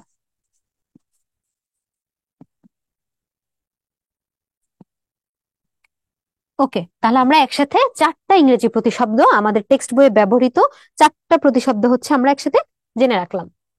এরপরে আমাদের দেশে মানব কল্যাণ কেবল কিসের উপর নির্ভরশীল? আমরা যদি মানব কল্যাণ প্রবন্ধটা পড়ে থাকি তাহলে আমরা জানবো যে প্রকৃত অর্থে মানব কল্যাণের যেই মিনিং বা যেই অর্থ, আমরা কিন্তু সেই অর্থটা ঠিকভাবে ব্যবহার করি না, বা আমরা সেই অর্থটা বোঝাই না। আমরা এই আমাদের দেশে মানব কল্যাণ কিসের উপর নির্ভরশীল? আমরা দেখতে পাই যে জৈব যে অস্তিত্বটা আছে আমাদের, যে আমাদের খাবারের যে চাহিদা, যে জৈবিক চাহিদাগুলো, সেই জৈবিক চাহিদা বা সেই জৈবিক অস্তিত্বের উপর কিন্তু আমাদের দেশের মানব কল্যাণটা নির্ভরশীল। কিন্তু এটা কিন্তু আসলে হওয়া উচিত ছিল না, এটাই আমাদের আবুল ফজল বলতে চেয়েছেন। এরপরে আমরা একটু খেয়াল করি, কার মধ্যে এক অসীম ও অনন্ত সম্ভাবনার বীজ রয়েছে। তো তোমাকে যদি উপরে এই মানব কল্যাণ টাইটেলটা এখন না দিতাম, তুমি কিন্তু বুঝতা না যে এই অসীম অনন্ত সম্ভাবনা, এই কথাটা আসলে টেক্সট বইয়ের কোন জায়গা থেকে আপু নিছে। তো এটাই কিন্তু হবে তোমার পরীক্ষার হলেও, কারণ পরীক্ষার হলে তো তোমাকে বলে দিবে না এটা কোন জায়গা থেকে নেওয়া হয়েছে। এবং পরীক্ষার হলে তোমার মাথায় তো একটা গল্প থাকবে না, অনেকগুলো গল্প, অনেকগুলো পদ্য, ইংরেজি, জিকে, আরো অনেক চিন্তা থাকবে, অনেক কিছু থাকবে। তো এই জন্য একটু সচেতন হবা। কার মধ্যে এক অসীম অনন্ত সম্ভাবনা বীজ? নেড়া, মানুষ, কল্যাণী, ছাত্র, কি যে কোনো কিছুই কিন্তু হতে পারে।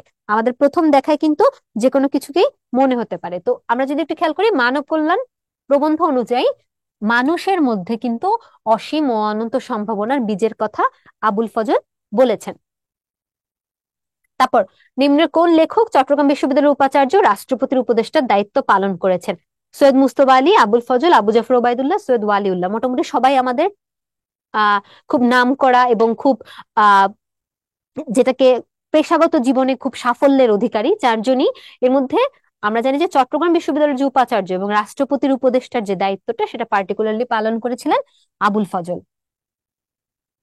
মানব কল্যাণের সাথে কিসের সম্পর্ক অবিচ্ছেদ্য? মনুষ্যত্ব, কল্যাণ কর্ম, মানব মর্যাদা, মানবিক চিন্তা।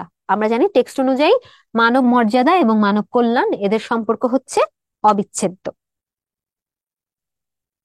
তারপর আমরা একটু খেয়াল করি, সত্যিকার মানব কল্যাণ এটা আসলে কিসের ফসল। আমরা জানি সত্যিকার মানব কল্যাণ কিসের ফসল? বিচ্ছিন্ন চিন্তার, গভীর চিন্তার, সুন্দর চিন্তার, নাকি মহান চিন্তার? আরে ভাই, আমি তো চিন্তার পড়ছিলাম, এত ধরনের চিন্তা যে আপনি দিবেন আমি তো জানি না। কিসের চিন্তা? সত্যিকার মানব কল্যাণ হচ্ছে কোন ধরনের বিচ্ছিন্ন চিন্তা বা গভীর চিন্তা বা সুন্দর চিন্তার থেকেও পার্টিকুলারলি আবুল ফজল যেই শব্দটা, যে টার্মটা ব্যবহার করেছেন সেটা হচ্ছে মহান চিন্তা। তাই আমাদেরকে মহান চিন্তাই অ্যান্সার হিসেবে নিতে হবে। আচ্ছা, এরপর আমরা একটু দেখি মাসি পিসি গল্পটা থেকে। মানব কল্যাণের পরে আমরা মাসি পিসি গল্পটার বিগত বছরগুলোতে বিভিন্ন বিশ্ববিদ্যালয়ে আসা প্রশ্নগুলো একটু খেয়াল করি। যে প্রথমে আমাদেরকে রাখা হয়েছে ঢাকা বিশ্ববিদ্যালয়ের ক ইউনিটে 19-20 সালে আসা একটা প্রশ্ন। সে প্রশ্নটা কি? মাসি পিসি গল্পে আল্লাদির মুখে কে দেখতে পায় নিজের মেয়ের মুখের ছাপ? আমরা যখন মাসি পিসি গল্পটা পড়ি, নৌকায় যখন মাসি পিসির সাথে আল্লাদি ছিল, তখন আমরা একটা চরিত্র পাই যার নাম হচ্ছে রহমান।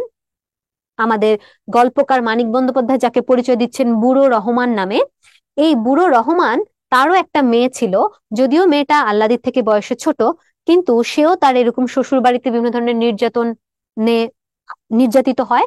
তো ওই আল্লাদির মুখের দিকে যখন বুড়ো রহমান তাকায়, তখন তার মনে হলো যে সে যেন নিজের মেয়ের মুখের ছাপ দেখতে পাচ্ছে। এরকম অনেক সময় হয় না যে আমরা রাস্তায় বের হয়ে বয়স্ক আমাদের নানু দাদুর বয়সী কাউকে দেখলে নিজেদের নানু দাদুর কথা মনে পড়ে, কোন একটা বাচ্চাকে দেখলে আমার পরিবারের কাছের কোনো বাচ্চার কথা মনে পড়ে। এরকম একটা বিষয় কিন্তু বুড়ো রহমানের ক্ষেত্রেও হয়েছে।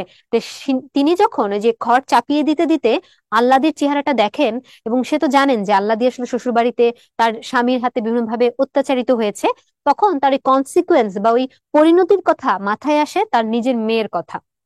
সেই প্রসঙ্গে আমরা দেখছি যে রহমান নিজের মেয়ের মুখের ছাপ দেখতে পায়। এরপরে আমাদের প্রশ্ন, মাসি পিসি গল্পে চৌকিদার কে ছিল বা চৌকিদারের নাম কি ছিল? এটা ঢাকা বিশ্ববিদ্যালয়ের 17-18 সেশনে আসা প্রশ্ন। কৈলেশ।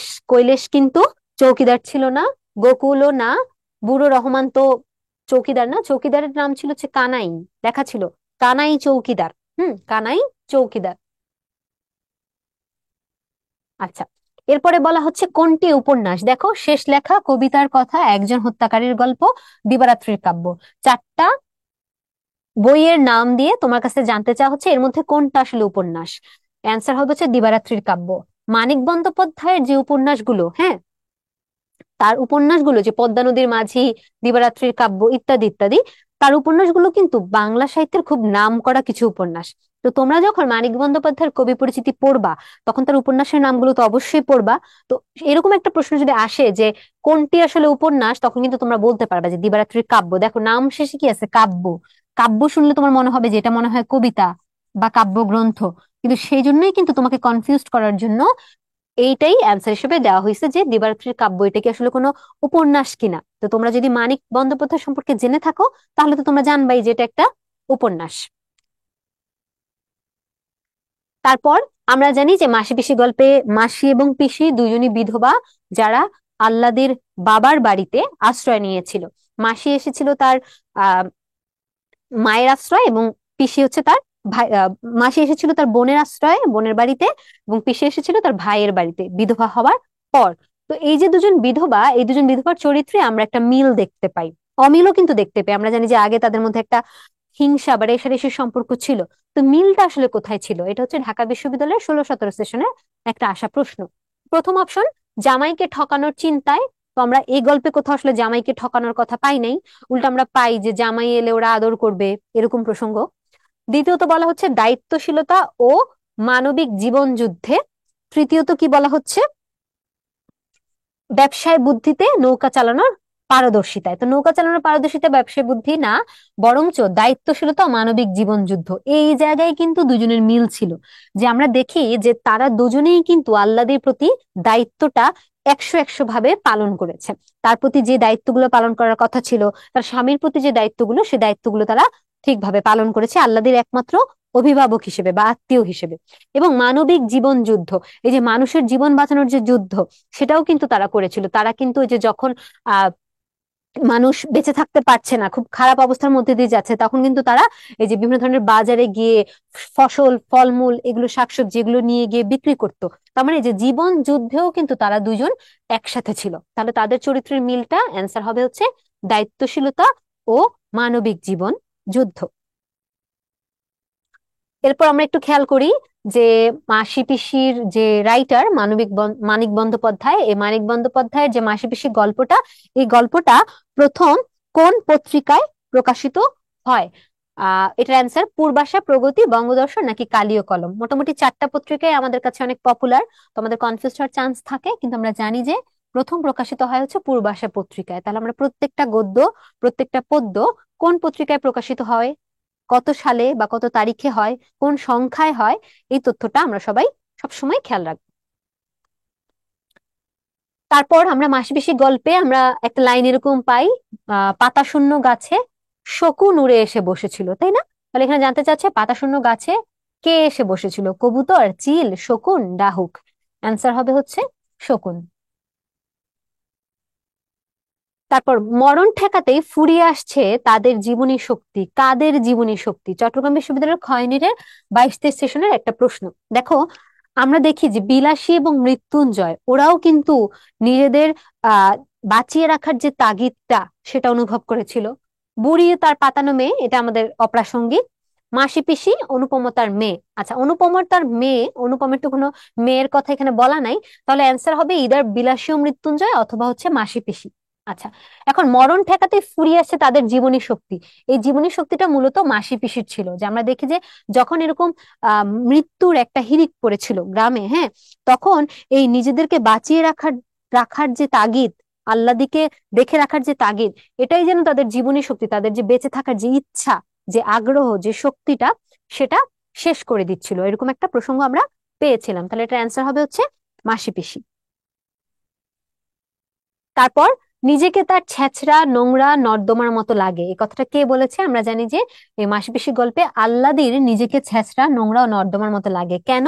কারণ আমরা দেখি যে আল্লাদি কে সবার যে পাওয়ার আগ্রহ বা যে পাওয়ার যে ইচ্ছা, তাকে যে একটা মানুষ হিসেবে না দেখে একটা নারী হিসেবে বা একটা পণ্য হিসেবে সবাই পেতে চাচ্ছে, এই ধরনের মানসিকতা থেকে বা এই ধরনের পরিস্থিতির শিকার হয়ে আমাদের আল্লাদির মনে হচ্ছিল যে ও হয়তো বা নোংরা নর্দমার মতো কোন একটা কিছু।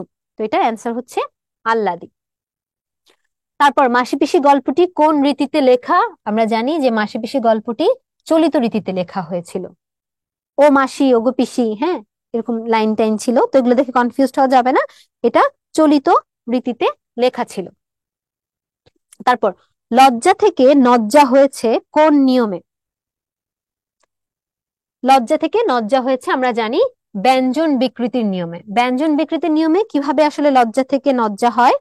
আমরা জানি যে আমাদের যে শব্দের মধ্যে এখানে আমরা দেখি যে আমাদের মাসিপিসি গল্পটার মধ্যে একটা লাইন ছিল যে লজ্জা, লজ্জা পাওয়ার একটা প্রসঙ্গ ছিল, তাই না? তো লজ্জা শব্দটা তো একটা আঞ্চলিক শব্দ, এটার মূল শব্দ ছিল হচ্ছে লজ্জা। এখন এই যে লজ্জা থেকে লজ্জা হয়ে যাওয়া, এই প্রসঙ্গটাকে বলা হয় হচ্ছে ধ্বনির পরিবর্তন। বাংলা ব্যাকরণে একটা টার্ম আছে, গ্রামাটিক্যাল, যেটাকে বলা হয় ধ্বনির পরিবর্তন। যে ধ্বনির পরিবর্তনের মধ্যে ব্যঞ্জন বিকৃতি, অপিনিহিতি, তারপর হচ্ছে বিষমী ভবন, সমীভবন, ব্যঞ্জন লোপ, স্বরলোপ, স্বরাগম, হ্যাঁ, এই ধরনের কিছু টার্ম থাকে।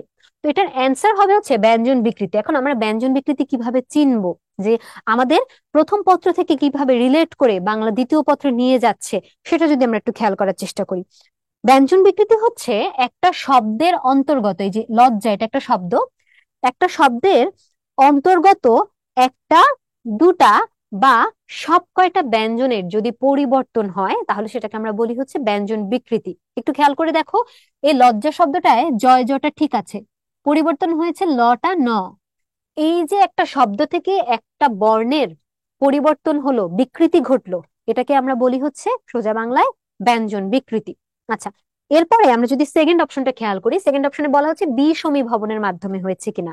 এখন লজ্জা থেকে লজ্জা বিষমী ভবনের মধ্যে হয়েছে কিনা, এটা বোঝার জন্য তো আমাদেরকে আগে বিষমী ভবনটা বুঝতে হবে। তো খুব ছোট করে আমরা যদি বিষমী ভবনটা বুঝি, যে বিষমী ভবন আসলে কি। বিষমী ভবন হচ্ছে আমরা যে বলি, ধরো ধ্বনির পরিবর্তন তো আসলে আমাদের মুখের ভাষার সাথে চেঞ্জ হয়, হ্যাঁ। তো আমরা প্রায় এরকম তোমরা শুনবা যে আমরা বলি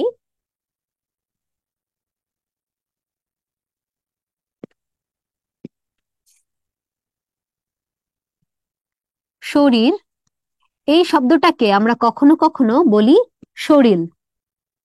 একটু খেয়াল করে দেখো, শরীরটা ভালো লাগছে না, আবার আমরা কখনো বলি শরীরটা ভালো লাগছে না। এই যে ধ্বনির পরিবর্তনটা, এই ধ্বনির পরিবর্তনটাকে আমরা বলি বিষমীভবন। এখন এখানেও ব্যঞ্জন একটার পরিবর্তে আরেকটা এসেছে, এখানেও ব্যঞ্জন একটার পরিবর্তে আরেকটা এসেছে, তো তোমাদের কনফিউশন লাগতে পারে যে আপু এটাও তো ব্যঞ্জন বিকৃতি হতে পারতো। খেয়াল করে দেখো, এখানে যেটা হচ্ছে দুইটি সমবর্ণ র র, দুটি সমবর্ণের যে কোনো একটির যদি পরিবর্তন ঘটে সেটাকে আমরা বলি বিষমীভবন। এই যে দেখো, র র দুটো সমবর্ণ ছিল, দুটো থেকে যে কোনো একজনের পরিবর্তন হয়েছে, ল এর দ্বিতীয় রটার পরিবর্তনে ল হয়েছে, তাহলে এটাকে আমরা বলছি হচ্ছে বিষমীভবন। তাহলে লজ্জা থেকে নজ্জাতে তো কোনো একই ধরনের বর্ণ ছিল না যাদের পরিবর্তন হয়েছে, পরিবর্তন হয়েছে ল এর, তাহলে এটা বিষমীভবনও হবে না। আচ্ছা, তৃতীয়ত আসে হচ্ছে আমাদের সমীভবন। সমীভবনে আসলে কি করে? সমীভবনে হচ্ছে ব্যঞ্জনগুলোকে সমান করে দেওয়া হয়। যেমন ধরো জন্ম, এটাকে আমি করে দিচ্ছি হচ্ছে জন্ম। হ্যাঁ, এটা হচ্ছে সমীভবনের উদাহরণ। আর চতুর্থ আমাদের যে অপশনটা ছিল ব্যঞ্জন লোপ, এটা কি হয় যে কোন একটা ব্যঞ্জন ধ্বনির লোপ পাবে। ধরো কোন একটা শব্দ ছিল দিদি, এটা একটা একটা ব্যঞ্জন ধ্বনি লোপ পেয়ে গেল, দি হয়ে গেল। এরকম ভাবে যদি কোনো ব্যঞ্জন ধ্বনির লোপ পায় বা ব্যঞ্জন বর্ণের লোপ পায় সেটাকে আমরা বলি ব্যঞ্জন লোপ। কিন্তু যে লজ্জা থেকে যে নজ্জা, সেখানে আমরা কোনো ব্যঞ্জন লোপ পাচ্ছি না, সেখানে আমরা কোনো সমবর্ণের পরিবর্তন পাচ্ছি না, সেখানে আমরা কোনো ব্যঞ্জন বর্ণকে সমান করে দেওয়ার যে বিষয়টা সেটাও পাচ্ছি না। তাহলে এটার অ্যান্সার হবে হচ্ছে ব্যঞ্জন বিকৃতি, অর্থাৎ কোন একটা ব্যঞ্জন ধ্বনির বা ব্যঞ্জন বর্ণের আমরা শব্দের অন্তর্গত একটা ব্যঞ্জন বর্ণের আমরা হচ্ছে পরিবর্তন দেখতে পাচ্ছি। তো এটা একটা গ্রামাটিক্যাল টপিক হলেও এটা আমাদের নেওয়া হয়েছে কিন্তু মাসিপিসি গল্প থেকে, শব্দটা নেওয়া হয়েছে মাসিপিসি থেকে। আচ্ছা, এরপরে আমরা একটু খেয়াল করি, আমাদের এই গল্পটাতে রসুই বলে একটা শব্দ ছিল, যে রসুই ঘরের চালা আটকে দেওয়ার প্রসঙ্গ, তাই না? এই রসুই অর্থ কি? রসুন রস সম্পর্কিত, রস নাকি রান্নাঘর? আমরা জানি রসুই ঘর বলতে আসলে রান্নাঘরকে বোঝানো হচ্ছে।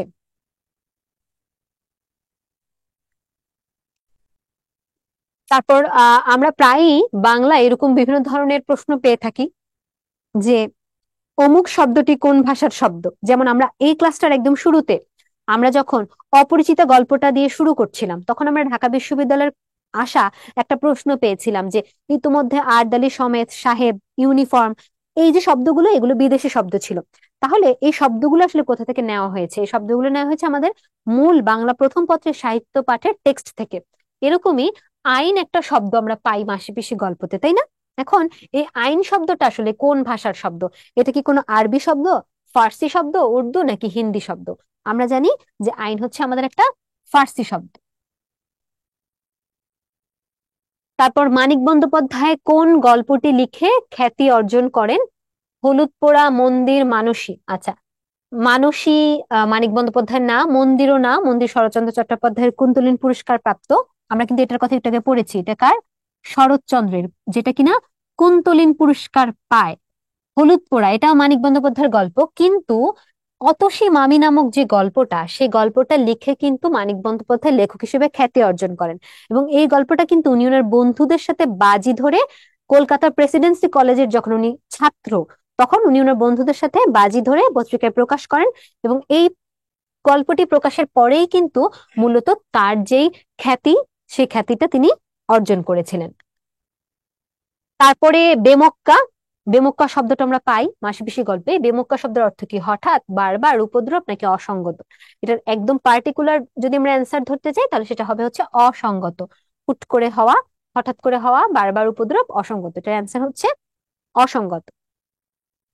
তারপর মাসিপিসি গল্পটির সংকলনের সাথে কোন নামটি সম্পৃক্ত? দেখো, আমরা এতক্ষণ বিভিন্ন সময় গদ্যগুলোর উৎস পাচ্ছিলাম, এখানে যে কাজটা করেছে ডিরেক্টলি তোমাকে উৎসের কথা না বলে আরেকটু ঘুরিয়ে প্রশ্নটা করেছে যে এই গল্পটার সাথে কোন নামটা জড়িত। আমরা জানি যে এই নামটার সাথে কোন নামটা জড়িত, সেটা হচ্ছে আমাদের পরিস্থিতি। কেন পরিস্থিতি জড়িত? কারণ এই পরিস্থিতি গল্পটা থেকেই পরিস্থিতি নামক এই গ্রন্থটা থেকেই কিন্তু আমাদের এই মাসিপিসি গল্পটা সংকলিত হয়েছে বা নেওয়া হয়েছে। এই জন্য আমাদেরকে এই উৎস সম্পর্কে, যে কোনো গদ্য বা পদ্যের উৎস, তারপরে হচ্ছে প্রথম প্রকাশ, এগুলো সম্পর্কে কিন্তু অবশ্যই সচেতন থাকতে হবে। আচ্ছা, এরপর আমরা একটু খেয়াল করি 52 দিনগুলি থেকে আমাদের প্রশ্ন, যে 52 দিনগুলিতে আমরা দেখি যে আমাদের আহ শেখ মুজিবুর রহমান কিন্তু তার যে সহযাত্রী বা সহকর্মী বা তার যেই সাথে যিনি হচ্ছে জেলে ছিলেন, তো তারা অনশন ধর্মঘট করছিলেন যে তাদেরকে মুক্তি না দিলে তারা খাবেন না, মারা যাবেন না খেয়ে।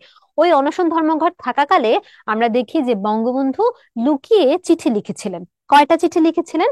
আমরা জানি যে টোটাল 4টা চিঠি লিখেছিলেন। 4টা চিঠি লিখেছিলেন, এটা যখন আমরা পড়বো সেই সাথে কিন্তু আমাদেরকে এই ইনফরমেশনটা জানতে হবে এই 4টা চিঠি উনি কাকে কাকে লিখেছিলেন। কেন আমাদেরকে জানতে হবে? দেখো, এটা ঢাকা বিশ্ববিদ্যালয়ের ক্ষয়নীতি 21-22 সেশনে এসেছে। এমন হতেই পারে যে 4টা চিঠির কথা এসেছে, এরপরে তোমাকে এরকম একটা প্রশ্ন দেওয়া হবে যে অনশন ধর্মঘট থাকাকালে বঙ্গবন্ধু নিম্নের কাকে চিঠি লিখেননি বা নিম্নের কাকে চিঠি লিখেছেন। এই জন্য 4জনের নাম কিন্তু আমাদেরকে জানতে হবে যে কোন 4জনকে তিনি লিখেছিলেন। আমরা প্রথমত জানি আব্বা অর্থাৎ শেখ মুজিবুর রহমানের পিতা, তিনি তার বাবাকে একটা চিঠি লিখেছিলেন। তিনি তার স্ত্রী রেনুকে একটা চিঠি লিখেছিলেন। তিনি শহীদ সাহেবকে একটা চিঠি লিখেছিলেন। তিনি ভাসানী সাহেবকে একটা চিঠি লিখেছিলেন। এই হচ্ছে তার 4টা চিঠি, কোনটা কাকে কাকে লিখেছিলেন। তারপর আমরা একটু যদি খেয়াল করি, মানুষ স্বার্থের জন্য অন্ধ হয়ে যায়, হুট করে এই লাইনটা আমাদেরকে দিয়ে বলতে পারে যেটা কোন রচনার উদ্ধৃতি। আমরা জানি যে এটা হচ্ছে 52 দিনগুলি রচনার উদ্ধৃতি। এটা আমাদের শেখ মুজিবুর রহমানের কথা, যে মানুষ স্বার্থের জন্য অন্ধ হয়ে যায়।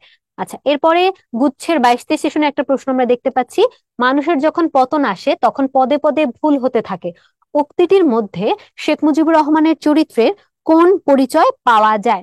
আচ্ছা, দেখো, প্রজ্ঞা, দূরদর্শিতা, দেশপ্রেম, শুভবুদ্ধি, এই যে মানুষের যখন পতন আসে তখন মানুষের পদে পদে ভুল হয়, এটা কিন্তু শেখ মুজিবুর রহমানের যে বিচক্ষণতা, তার যে দূরদর্শী চিন্তা, সেটার একটা পরিচয়। তাহলে এটার অ্যান্সার হবে হচ্ছে দূরদর্শিতা। যদি এই পথে মৃত্যু এসে থাকে তবে তাই হবে, এটা কার উক্তি? এটা হচ্ছে শেখ মুজিবুর রহমানের উক্তি। কোন রচনার উদ্ধৃতি? তাহলে এটা হচ্ছে 52 দিনগুলির, যে যদি আমি এই অনশন ধর্মঘট করতে গিয়ে দেশের উদ্ধারের কাজ করতে গিয়ে যদি আমার মৃত্যু আসে, তাহলে এই মৃত্যুকেও কিন্তু আমরা দেখি যে আমাদের শেখ মুজিবুর রহমান মেনে নিতে কোনো ধরনের কুণ্ঠা বোধ করবেন না, তিনি এই পথেও মৃত্যুবরণ করতে রাজি আছেন। আচ্ছা, এরপরে আমরা একটু দেখি 1964 সালের নির্বাচনে শেখ মুজিবুর রহমান ফরিদপুরে কোন দায়িত্বে ছিলেন? আমরা জানি যে যখন শেখ মুজিবুর রহমানকে ফরিদপুর জেলে নেওয়া হয় তখন শেখ মুজিবুর রহমান বিভিন্ন ভাবে দেরি করছিলেন যাতে তার পরিচিত কারোর সাথে দেখা হয়, যাতে তিনি তার পরিচিত কাউকে বলে যেতে পারেন যে তাদেরকে ফরিদপুর জেলে আনা হয়েছে। তো তখন তিনি মহিউদ্দিন নামক আরো একজন ব্যক্তিকে পান, যে মহিউদ্দিন আওয়ামী লীগের একজন কর্মী। এখানে 52 দিনগুলি গল্পে কিন্তু 2জন মহিউদ্দিনের কথা বলা আছে। একজন মহিউদ্দিন যিনি শেখ মুজিবুর রহমানের সহযাত্রী, যারা একই সাথে অনশন করছেন। আরেকজন মহিউদ্দিন যিনি আওয়ামী লীগের একজন সাধারণ কর্মী, যার সাথে শেখ মুজিবুর রহমানের দেখা হয়ে যায়। আচ্ছা, তো এখানে এই প্রসঙ্গটার পরিচয় দিতে গিয়ে শেখ মুজিবুর রহমান এই 52 দিনগুলিতে একটা কথা বলেছিলেন যে আমি যখন 1964 সালের নির্বাচনে ফরিদপুরে ওয়ার্কার ইনচার্জ হিসেবে ছিলাম, তাহলে শেখ মুজিবুর রহমান ফরিদপুরে কোন দায়িত্ব ছিলেন? Worker incharge. আমরা জানি যে নির্বাচনের সাথে এই প্রত্যেকটা শব্দ কিন্তু জড়িত। আমাদের খুব শীঘ্রই আমরা জানবো যে আমাদের দ্বাদশ জাতীয় সংসদ নির্বাচন হবে, সেখানেও কিন্তু এই যে শব্দগুলো worker incharge, polling agent, presiding officer, commissioner, এই নামগুলো আমরা শুনে থাকবো। তো শেখ মুজিবুর রহমান 1964 সালের নির্বাচনের সময় কি ছিলেন? ওয়ার্কার ইনচার্জ ছিলেন। তারপর কি বলা হচ্ছে, পুরানা কামরা, পুরানা বিছানায় শুয়ে মনে পড়লো শূন্যস্থানে নিচের কোনটি হবে? জাহাঙ্গীরনগর বিশ্ববিদ্যালয়ের গয়নিটে 21-22 সেশনে এই প্রশ্নটা এসেছিল যে বিছানায় শুয়ে কিসের কথা মনে পড়লো? নির্জন প্রকৃতির কথা, অতীতের কথা, অসুস্থতার কথা, কারাগারের নির্জন প্রকোষ্ঠের কথা। আচ্ছা, আমরা জানি যে আমাদের এই যে 52 দিনগুলি, এটা নেওয়া হয়েছে শেখ মুজিবুর রহমানের অসমাপ্ত আত্মজীবনী থেকে। এবং এই অসমাপ্ত আত্মজীবনীতে কিন্তু শেখ মুজিবুর রহমানের যে কারা জীবনের কথা, 52 দিনগুলিতে তার কারা জীবনের কথা কিন্তু বলা হয়েছে বা উঠে এসেছে। তো সেখানে আমরা দেখি যে উনি যখন ছাড়া পান, ছাড়া পেয়ে যখন তার নিজের বাড়িতে আসেন, বাড়িতে আসার পরে নিজের কামরায়, নিজের রুমে, নিজের বিছানায় শুয়ে তার কিন্তু ওই কারাগারের নির্জন প্রকোষ্ঠের, যে কারাগারের যে নির্জনতা, কারাগার যে নির্জন ঘর, ওই ঘরের কথা কিন্তু তার মনে পড়েছিল। তাহলে এটার অ্যান্সার হবে হচ্ছে কারাগারের নির্জন প্রকোষ্ঠের কথা। 52 দিনগুলিতে বঙ্গবন্ধু কোন জেলে বন্দি অবস্থায় অনশন করেছিলেন? এটা তো আমরা এতক্ষণ ধরে এটার কথা বলছিলাম যে কোন জেলে। উনি ছিলেন হচ্ছে ফরিদপুর জেলে। ওনাকে ফরিদপুর জেলে নিয়ে যাওয়া হয় এবং সেখানেই তিনি অনশন শুরু করেন। মহিউদ্দিনের সাথে অনশন ভাঙেন ডাবের পানি খেয়ে।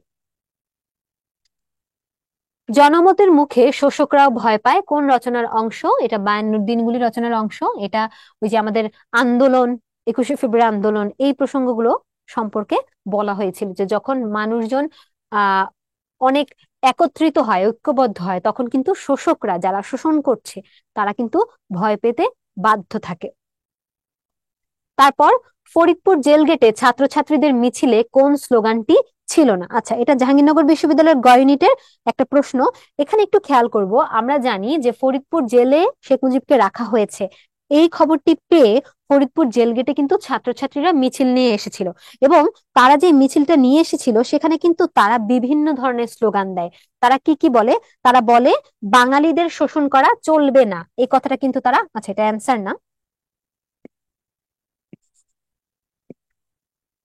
এই কথাটা কিন্তু সেখানে ছিল। তারপর শেখ মুজিবের মৃত্যু মুক্তি চাই, এটাও কিন্তু ছিল। কিন্তু মহিউদ্দিনকে নিয়ে কিন্তু কোনো স্লোগান ছিল না। রাষ্ট্রভাষা বাংলা চাই, এই স্লোগানটাও ছিল। জেলের তালা ভাঙবো, শেখ মুজিবকে আনবো, ফরিদপুর জেল গেটে ছাত্রছাত্রীদের যে মিছিল, সেখানে পার্টিকুলারলি এই স্লোগানটা ছিল না। অন্য প্রত্যেকটা স্লোগানই কিন্তু ছিল। তাহলে আমাদের টেক্সটে এই ফরিদপুর জেল গেটে ছাত্রছাত্রীদের শোভাযাত্রায় যেই যে স্লোগানগুলো ছিল, সেই স্লোগানগুলোও কিন্তু আমাদেরকে মনে রাখতে হবে। রাষ্ট্রভাষা বাংলা চাই ছিল, শেখ মুজিবের মুক্তি চাই ছিল, বাঙালিদের শোষণ করা চলবে নাও ছিল। এখানে শেখ মুজিব যেটা বলছেন যে আরেকটা, যে রাজবন্দীদের মুক্তি চাই, রাজবন্দীদের মুক্তি চাই, এই স্লোগানটাও কিন্তু ছিল। এবং শেখ মুজিব এটাই বলছেন যে শুধু রাজবন্দীদের মুক্তি চাই বললেই তো হতো, আলাদা করে শেখ মুজিবের মুক্তি চাই বলা মানে কি মহিউদ্দিনের মুক্তি কি চায় না? এরকম একটা, মানে আমাদের শেখ মুজিবুর রহমানের যে মহানুভবতা, সেটারও কিন্তু আমরা এখানে একটা পরিচয় পাই। আরেকটা কি ছিল? রাজবন্দীদের মুক্তি চাই। তো তোমাদেরকে কিন্তু এরকম প্রশ্ন করতেই পারে যে নিম্নের কোন স্লোগানটি ছিল না, নিম্নের কোন স্লোগানটি ছিল। এই কারণে এখানে যে 3-4টা স্লোগানের কথা বলা আছে, সেই স্লোগানগুলো কিন্তু আমরা মনে রাখবো। আরো অনেকগুলোই ছিল, কিন্তু 4টা স্লোগানের কথা এখানে উল্লেখ করা ছিল। এই 4টা স্লোগান, আর এই স্লোগানটা ছিল না। তারপরে আমরা একটু খেয়াল করি, জেল থেকে ছাড়া পাওয়ার কতদিন পর বঙ্গবন্ধু বাড়ি পৌঁছান? আমরা জানি যে বঙ্গবন্ধুর যে অনশন ধর্মঘট ছিল, এই অনশন ধর্মঘটের মুখে এবং ছাত্রছাত্রীদের এবং দেশের যে জনগণ, তাদের যে আন্দোলন, তাদের যে প্রতিবাদ, এই প্রতিবাদের মুখে কিন্তু তাকে মুক্তি দিতে বাধ্য হন সরকার বা কর্তৃপক্ষ।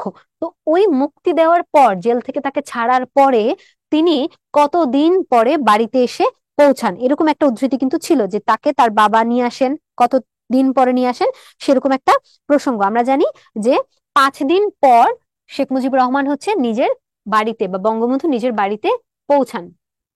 এরপরে আরেকটা ইনফরমেশন, যে অসমাপ্ত আত্মজীবনী কত সালে প্রকাশিত হয়? অসমাপ্ত আত্মজীবনী যে গ্রন্থটা, সেই গ্রন্থটা প্রকাশিত হয় হচ্ছে 2012 সালে। এবং এটার সাথে সাথে আমাদেরকে আরো মনে রাখতে হবে, এই অসমাপ্ত আত্মজীবনীতে বঙ্গবন্ধু শেখ মুজিবুর রহমানের জীবনের কত সাল পর্যন্ত ঘটনা বর্ণিত আছে। আমরা জানি যে 1955 সাল, 1955 সাল পর্যন্ত আমরা হচ্ছে ঘটনার বর্ণনা পাই। এর পরের কিন্তু আমরা ঘটনা আমরা অসমাপ্ত আত্মজীবনীতে পাই না। এই জন্যই কিন্তু এটার নাম অসমাপ্ত আত্মজীবনী। যদি পুরো ঘটনা তার জীবনে, যে 75 সালে তার মৃত্যুর আগ মুহূর্ত পর্যন্ত যদি আমরা সব ঘটনা পেতামই, তাহলে তো আমরা এটাকে আত্মজীবনী নাম দিতে পারতাম। অসমাপ্ত আত্মজীবনী কারণ এখানে 1955 সালের পর্যন্ত ঘটনাক্রম বর্ণিত আছে। তাহলে এটা 1955 সাল পর্যন্ত ঘটনাক্রম নিয়ে প্রকাশিত হয় হচ্ছে 2012 সালে। এই তথ্যটুকু আমাদেরকে মনে রাখতে হবে।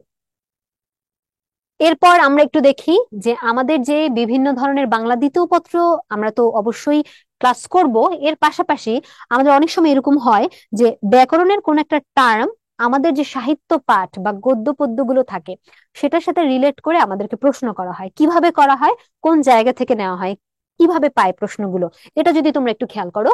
যে আমরা এই 52 দিনগুলিতে অনশন, ধর্মঘট, এই শব্দগুলো অনেক পেয়েছি, তাই না? তো এই যে ধর্মঘট শব্দটা, ধর্মঘট শব্দটা দিয়ে তোমাকে বলতেই পারে যে এটা তো একটা সমাসবদ্ধ শব্দ। এখন এই সমাসবদ্ধ শব্দটা হলেও এটা কোন ধরনের সমাস? আচ্ছা, এখন এটা একটা কর্মধারয় সমাস। দেখো, ধর্মঘট শব্দটা আমরা পাই হচ্ছে ব্যাস বাক্য ধর্ম রক্ষার্থে যে ঘট বা ধর্ম রক্ষার্থে ঘট। এখন এই ধর্ম রক্ষার্থে ঘট বা আন্দোলন, আমরা জানি যে সমাস আসলে কি করে। সমাস কোন একটা, আমরা যে চিহ্নিত করি যে এটা কোন সমাস, এটা আমরা চিহ্নিতটা কিভাবে করি? আমরা চিহ্নিত করি যে এই শব্দটার যে সমস্ত পদ, এটাকে আমরা কি বলছি? সমস্ত পদ। এই সমস্ত পদটাতে মূলত কোন পদের প্রাধান্য দেখা যাচ্ছে অর্থের দিক থেকে। যদি পূর্ব পদের প্রাধান্য দেখা যায়, যে যদি ধর্ম শব্দটার প্রাধান্য দেখা যেত, তাহলে আমরা এক ধরনের সমাস বলতাম। যদি পরপদ অর্থাৎ ঘটের প্রাধান্য দেখা যায়, তাহলে আমরা এক ধরনের সমাস বলবো। যদি পূর্বপদ পরপদ কোনোটিরই প্রাধান্য না দেখিয়ে অন্য কোনো পদের প্রাধান্য দেখায়, তাহলে আমরা এক ধরনের সমাস বলবো। এভাবেই তো আমরা মূলত সমাসটা আলোচনা করি। এখন এই ধর্ম রক্ষার্থে ঘট, ধর্মঘট শব্দটা মূলত একটা ঘট বা আন্দোলনকে বোঝাচ্ছে। তাহলে ঘট শব্দটা আমাদের কোন পদ? পরপদ। আমরা জানি যে যদি কোনো সমস্ত পদে বা কোনো শব্দে পরপদের অর্থের প্রাধান্য পায়, তাহলে সেটাকে আমরা বলি কর্মধারয় সমাস। তাহলে বহুব্রীহি সমাসটা আমাদের হবে না। কেন হবে না? কারণ বহুব্রীহি সমাসে আমরা জানি পূর্বপদ পরপদ কোনোটাকে না বুঝিয়ে অন্য কোনো পদকে বোঝায়। যেমন ধরো, আমরা যদি বলি আহ আমরা যদি বহুব্রীহি শব্দটাই খেয়াল করি, বহু মানে কি? অনেক, ব্রীহি মানে ধান। কিন্তু বহুব্রীহি শব্দটা দিয়ে কিন্তু অনেককেও বোঝাচ্ছে না, ধানকেও বোঝাচ্ছে না, একটা সমাসকে বোঝাচ্ছে। এটা একটা অন্য পদ।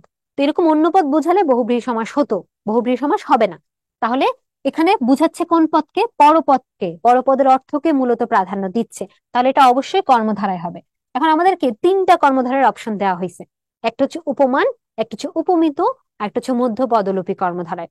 আমরা জানি যে মধ্যপদলোপী কর্মধারায় হচ্ছে যে কর্মধারায় সমাসে মাঝের পদটা সমস্ত পদে গিয়ে লোপ পায়।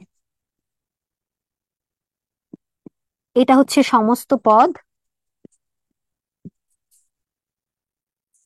এবং এটা হচ্ছে আমাদের ব্যাস বাক্য।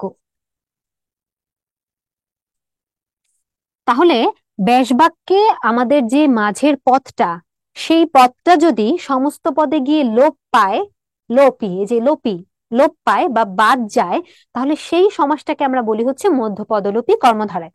তাহলে ধর্মঘট শব্দটাতে আমরা দেখছি যে ব্যাস বাক্যে মাঝে যে রক্ষার্থে পদটা বা শব্দটা ছিল, সেটা কিন্তু বাদ গিয়ে সমস্ত পদ ধর্মঘট হয়েছে। তাহলে এটা অবশ্যই একটা মধ্যপদলোপী কর্মধারায়। এবং বাকি যে দুটো অপশন আছে, সেই অপশন দুটো সম্পর্কে তো আমাদের একটু জেনে রাখা উচিত। কারণ আমরা একটা পড়তে গিয়ে আমরা বলেছি যে আমরা একই সাথে বাকি যে আমাদের চারটা তিনটা অপশন থাকবে, সেই অপশনগুলো সম্পর্কে আমরা ধারণা রাখবো। তাহলে উপমান কর্মধারায় কি, উপমিত কর্মধারায় কি? উপমান এবং উপমিত, আমরা উপমান শব্দটা দিয়ে, উপমিত শব্দটা দিয়ে কি বুঝি? আমরা বুঝি যে এখানে একটা তুলনা করা হয়। হ্যাঁ, যে যদি তুলনাটা একটা সাধারণ বৈশিষ্ট্যের মধ্যে আবদ্ধ থাকে, তাহলে সেটাকে আমরা বলি উপমান। আর যদি কোনো সাধারণ বৈশিষ্ট্য না থাকে বা ওই উদাহরণটা যদি বাস্তব না হয়, সেক্ষেত্রে আমরা এটাকে বলি উপমিত। তাহলে এখানে কিন্তু ধর্মঘট শব্দটায় কোনো ধরনের তুলনা হচ্ছে না। যদি তুলনা হতো, সেক্ষেত্রে আমরা হয় উপমান না হয় উপমিত বলতে পারতাম। এখানে যেহেতু কোনো তুলনা হচ্ছে না, এখানে যেহেতু কোনো অন্য পদকে বুঝাচ্ছে না, এখানে যেহেতু মাঝের পদটা লোপ পাচ্ছে, তাই আমরা এটার অ্যান্সার বলছি মধ্য পদলোপী কর্মধারয় সমাস। তারপর আমরা একটু দেখি সরকার, সরকারের পতন প্রসঙ্গ এখানে বলা হয়েছিল এই গল্পটাতে।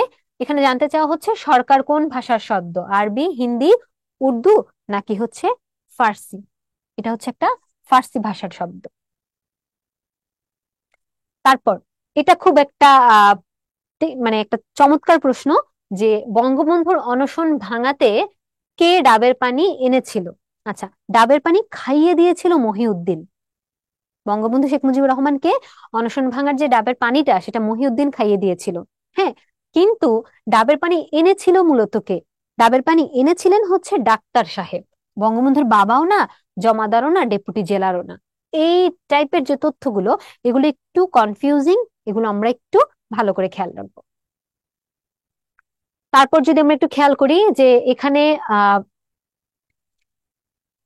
ছাত্রছাত্রীদের বা এই যে 21শে ফেব্রুয়ারির যে ঘটনাক্রমটার কথা বলা আছে, সেখানে আমরা দেখি শেখ মুজিবুর রহমান তাদের পাকিস্তান সরকারের একটা অপরিণামদর্শিতার কাজের কথা বলেছে। সেখানে তিনি এটা উল্লেখ করেছেন যে গুলি হয়েছিল, কোথায় গুলি হয়েছিল? এই গুলি যদি রাস্তায় হতো তাহলেও মেনে নেওয়া যেত, কিন্তু এই গুলি কিন্তু ঢাকা মেডিকেল কলেজে হোস্টেল এরিয়ার ভিতরে হয়েছিল। এই কারণেই এই গোলাগুলিটা কে পজিটিভলি দেখা হচ্ছে না, যে রাস্তায় একটা মানুষ নেমেছে আপনি রাস্তায় গুলি করলেন মেনে নিলাম, কিন্তু ঢাকা মেডিকেল কলেজের হোস্টেল এরিয়ার ভিতরে গিয়ে গুলি করা এটা কিন্তু খুবই একটা জঘন্য বা একটা খারাপ কাজ হয়েছে। তার মানে এই গুলিটা হয়েছিল কোথায়? হোস্টেল এরিয়ার ভেতরে। তারপর আমাদের যে প্রশ্নটা, যে 1948 সালের কত তারিখে ধর্মঘট পালনের সিদ্ধান্ত নেওয়া হয়? আমরা জানি যে ধর্মঘট নিয়ে তখন কথা বললাম, এবং 1948 সালে একটা ধর্মঘট পালনের সিদ্ধান্ত নেওয়া হয়েছিল। সেটা কবে নেওয়া হয়েছিল? সেটা নেওয়া হয়েছিল হচ্ছে 11ই মার্চ। আচ্ছা, এখানে আবার 2 মার্চের কথা বলা আছে, তোমরা কিন্তু একসাথে আর একটা সাধারণ জ্ঞানের প্রসঙ্গ জেনে রাখতে পারো, যে 2 মার্চ আমাদের জাতীয় পতাকা দিবস। হ্যাঁ, এটা আমরা জেনে রাখলাম। তারপর 10ই মার্চ না দিয়ে যদি 10ই জানুয়ারি দিত, তাহলে আমরা স্বদেশ প্রত্যাবর্তন দিবস বলতে পারতাম। তো একই সাথে আসলে আমরা অনেক কিছু সম্পর্কে কিন্তু জেনে রাখতে পারি। তো এটার অ্যান্সার হবে হচ্ছে আমাদের 11ই মার্চ ধর্মঘট পালনের সিদ্ধান্ত নেওয়া হয়েছিল। তারপর আমরা একটু দেখি, ওই যে আমরা একটু আগে একটা লাইন পেয়েছিলাম শূন্যস্থান পূরণে, কারাগারের নির্জন প্রকোষ্ঠের দিনগুলোর কথা শেখ মুজিবুর রহমানের মনে পড়ছিল। এই যে নির্জন প্রকোষ্ঠ, এই প্রকোষ্ঠ শব্দের অর্থ কি? প্রকোষ্ঠ শব্দের অর্থ কি হৃৎপিণ্ড, ঘর, অংশ, নাকি উৎকৃষ্ট? দেখো, প্রকৃষ্ট বলা নাই, প্রকৃষ্ট বললে তুমি উৎকৃষ্ট বলতে পারতা। তো প্রত্যেকটা অ্যান্সারই অনেক কাছাকাছি যায়, কিন্তু আমরা যদি এই গল্প অনুযায়ী বা এই আত্মজীবনী অনুযায়ী চিন্তা করি, তাহলে নির্জন প্রকোষ্ঠ বলতে বা শুধু প্রকোষ্ঠ বলতে কিন্তু এখানে ঘরকে বোঝানো হচ্ছে। এটা একটু আমাদেরকে খেয়াল রাখতে হবে। তারপরে ভিক্টোরিয়া পার্কের কথা ওখানে বলা আছে। এই ভিক্টোরিয়া পার্কের বর্তমান নাম কি? সোহরাওয়ার্দী উদ্যান? না, সোহরাওয়ার্দী উদ্যানের নাম ছিল হচ্ছে রেসকোর্স ময়দান, যেটার বর্তমান নাম সোহরাওয়ার্দী উদ্যান হয় নাই। বিচারপতি শাহাবুদ্দিন পার্ক? না। রমনা পার্ক? না। এটা ভিক্টোরিয়া পার্কের বর্তমান নাম হচ্ছে বাহাদুর শাহ পার্ক। ওকে, এই ছিল আমাদের 52 দিনগুলি। এরপর যদি আমরা আমাদের পরবর্তী গল্পটাতে চলে যাই, পরবর্তী গল্পটা হচ্ছে আমাদের রেইনকোট। রেইনকোট হচ্ছে আখতারুজ্জামান ইলিয়াসের লেখা। আখতারুজ্জামান আছে, সমস্যা নাই। বারান্দাওয়ালা টুপির নিচে শব্দের ঘষায় ঘষায় আগুন জ্বলে, উদ্ধৃত চরণটি কোন রচনার অন্তর্গত? আমরা জানি যে এটা রেইনকোট রচনা বা রেইনকোট গল্পের অন্তর্গত। এটা ঢাকা বিশ্ববিদ্যালয়ের ক্ষয়নিটের 21-22 সেশনে আসা প্রশ্ন। ওই যে হুট করে তোমাকে যখন একটা লাইন দিবে যে বারান্দাওয়ালা টুপির নিচে শব্দের ঘষা ঘষা আগুন জ্বলে, তুমি কিন্তু বুঝতে পারবা না যে এটা কোন গদ্য বা কোন পদ্য থেকে নেওয়া হয়েছে। এই জন্য আমাদেরকে গদ্য পদ্যগুলো কিন্তু ভালো করে জেনে রাখতে হবে। তারপরে কি বলা হচ্ছে? মিলিটারি যাদের পছন্দ করছে, এটা ঢাকা বিশ্ববিদ্যালয়ের ক্ষয়নিটের 20-21 সালের প্রশ্ন। মিলিটারি যাদের পছন্দ করছে তাদের ঠেলে দিচ্ছে পেছনে দাঁড়ানো একটা লরির দিকে। উক্তিটির অন্তর্নিহিত অর্থ কোথায় প্রকাশিত হয়েছে? দেখো, অন্তর্নিহিত অর্থ মানে কি? অন্তর্নিহিত অর্থ মানে হচ্ছে তোমাকে যেই সব বাক্যটা দেওয়া হয়েছে, ওই বাক্যটার ভেতরে কোনো অর্থ আছে কিনা, কোনো সুপ্ত অর্থ আছে কিনা, যেটা আখতারুজ্জামান ইলিয়াস বা রাইটার বোঝাতে চাচ্ছেন। তো আমরা জানি যে এখানে মূলত কোনো শ্লেষ, অর্থাৎ শ্লেষ মানে কি, আমরা যে কোন ধরনের টিটকারি, কৌতুক, ক্ষোভ, এগুলো কিন্তু বুঝাচ্ছি না। এখানে বুঝাচ্ছে অনিশ্চয়তা। কেন অনিশ্চয়তা? কারণ এই যে যাদেরকে লরির পেছনে বা পেছনে দাঁড়ানো লরির দিকে ঠেলে দেওয়া হচ্ছে, ওদের জীবনে কি হবে? ওরা কি মারা যাবে নাকি নির্যাতিত হয়ে ফেরত আসবে? ওদেরকে কি রেখে দিবে কিনা? ওদেরকে কি করবে না করবে? এই ধরনের কোনো নিশ্চয়তা কিন্তু আমাদের নাই। তার মানে এই উক্তিটার যে অন্তর্নিহিত অর্থ, সেটা কোনো ব্যঙ্গ, কৌতুক কিংবা কোনো রাগ না, বরঞ্চ একটা অনিশ্চয়তা প্রকাশ করছেন আমাদের লেখক এই লাইনটার মধ্য দিয়ে। খুবই চমৎকার একটা প্রশ্ন। এরপরে ঢাকা বিশ্ববিদ্যালয়ের ঘ ইউনিটের 21-22 সেশনের একটা প্রশ্ন আমরা দেখতে পাচ্ছি, যেখানে বলা হচ্ছে রেইনকোট গল্পের রেইনকোটটা আসলে কিসের প্রতীক? আমরা যদি রেইনকোট গল্পটা পড়ে থাকি, আমরা একটু খেয়াল করব আমাদের যে রেইনকোট গল্পের যে নায়ক, হ্যাঁ, তিনি কিন্তু খুব প্রথম দিকে খুব ভীতু, ভীরু একটা চরিত্র ছিলেন, যে কিনা কোনো ধরনের নির্বিবাদী বলতে পারি আমরা, যে কোনো দেশদ্রোহী, কোনো ধরনের প্রতিবাদ, কোনো ধরনের সাহস তার মধ্যে ছিল না। কিন্তু এই লোকটি যখন তার মুক্তিযোদ্ধার শালা মিন্টুর রেইনকোটটা গায়ে দেয়, তখন এই রেইনকোটটা গায়ে দেওয়ার মধ্য দিয়ে তার মধ্যে কিন্তু একটা অন্যরকম সাহস কাজ করে। সে যখন বাসে উঠে, সে যখন পাকিস্তানদের হাতে মার খায়, প্রত্যেকটা সময় কিন্তু আমরা দেখি তার মধ্যে একটা অসাধারণ সাহসিকতার পরিচয়। এবং একজন মুক্তিযোদ্ধা তো অবশ্যই একজন দেশপ্রেমিক। একজন দেশপ্রেমিকের রেইনকোট পরার মধ্য দিয়ে তিনিও যেন দেশপ্রেমটাকে নিজের মধ্যে ধারণ করেছেন, যেটা আমরা ওই রেইনকোট পরার পর থেকে আমরা পাই। এবং এখানে আমরা দেখি যে তার যে ছেলে মেয়ে তারা কিন্তু তাকে এইভাবে পরিচয় দিচ্ছে যে বাবা বাবা বাবাকে মামার মতো দেখাচ্ছে, এরকম একটা প্রসঙ্গ। তাহলে এই যে রেইনকোট গল্পে রেইনকোটটা আমরা কিসের প্রতীক হিসেবে পাই? সহিষ্ণুতা, ধৈর্য, ক্ষমা, সাহস ও দেশপ্রেম, মৃত্যু। সবচেয়ে অ্যাকুরেট হচ্ছে সাহস এবং দেশপ্রেম, কেননা রেইনকোটটা পরার মধ্য দিয়ে কিন্তু আমাদের রেইনকোট গল্পের নুরুল হুদার সাহস এবং দেশপ্রেমের যে পরিচয়টা সেটা আমরা পাই। তারপরে আমরা একটু খেয়াল করি যে এই গল্পে আমরা একটা ক্র্যাকডাউনের রাত পাই, একজন মসজিদের ইমাম মুয়াজ্জিনের প্রসঙ্গ আমরা পাই, যাকে আজান দেওয়ার সময় যাকে গুলি করে হত্যা করা হয়, এরকম অনেক ধরনের নির্যাতনের প্রসঙ্গ কিন্তু আমরা পাই। হ্যাঁ, তো এখানে ক্র্যাকডাউনের রাত বলতে 1971 সালের কোন রাতকে বলা হয়েছে? আমরা যদি রেইনকোট গল্পের শব্দার্থটা একটু ভালো করে খেয়াল করি, ক্র্যাকডাউনের রাত বলতে কিন্তু খুব ক্লিয়ারলি আমাদের বোঝানো হয়েছে 25শে মার্চের যে রাতটা, সেটাকে কিন্তু বোঝানো হয়েছে। রেইনকোট গল্পে ইসহাক কোন মাস থেকে বাংলা বলা বাদ দিয়েছিল? ইসহাক মিয়া, প্রিন্সিপালের পিয়ন। হ্যাঁ, এই পিয়ন কোন মাস থেকে বাংলা বলা বাদ দিয়েছিল? আমরা জানি এপ্রিল মাস থেকে বাংলা বলা বাদ দিয়েছিল। কেন? কারণ এখন পাকিস্তানিরা শাসন করছে, তো পাকিস্তানিদের ভাষা উর্দু, বা পাকিস্তানিরা শাসন নিতে চাচ্ছে, তো তাদের ভাষায় কথা বললেই সে নিরাপদ থাকতে পারবে, এরকম একটা বোধ থেকে সে হচ্ছে বাংলা বলা বাদ দিয়ে পাকিস্তানিদেরকে যে সে সাপোর্ট করে, সমর্থন করে, সেটা প্রকাশ করার জন্য এপ্রিল মাস থেকেই সে বাংলা বলা বাদ দিয়েছিল। এরপরে আমরা দেখতে পাচ্ছি খোয়াবনামা, এই উপন্যাসটার রচয়িতা কে? খোয়াবনামা উপন্যাসটার রচয়িতা হচ্ছেন আমাদের আখতারুজ্জামান ইলিয়াস। তার মানে তোমরা যখন আখতারুজ্জামান ইলিয়াসের কবি পরিচিতি পড়বা, তখন সেখানে আখতারুজ্জামান ইলিয়াসের যে রচিত যে উপন্যাসগুলো, যেমন খোয়াবনামা, চিলেকোঠার সেপাই, এই টাইপের যে নামগুলো আছে যেগুলো তার লেখা উপন্যাস, সেই উপন্যাসের নামগুলো কিন্তু পড়ে রাখতে হবে। এখানে খোয়াবনামা কার উপন্যাস দিছে? সেখানে যদি প্রমোদ চৌধুরী না দিয়ে, মুনির চৌধুরী, দ্বিজো কানাই না দিয়ে অন্য তোমার টেক্সচুয়াল সিলেবাসের মধ্যে যারা অন্তর্ভুক্ত তাদের কারো নাম দিত, তাহলে কিন্তু তুমি আরো বেশি কনফিউজড হয়ে যেতে। এটা জাহাঙ্গীরনগর বিশ্ববিদ্যালয়ের ঘ ইউনিটের 21 সেশনের একটা প্রশ্ন। আমরা জানি যে খোয়াবনামা, চিলেকোঠার সেপাই, এগুলো সব হচ্ছে আখতারুজ্জামান ইলিয়াসের উপন্যাস। তাহলে এটার অ্যান্সার আখতারুজ্জামান ইলিয়াস। এরপর রাজশাহী বিশ্ববিদ্যালয়ের ক ইউনিটের 21 সেশনের একটা প্রশ্ন আমরা একটু দেখি, যে সেখানে বলা হচ্ছে যে রেইনকোট গল্পে পাকিস্তানের শরীরের কাটা কোনটি?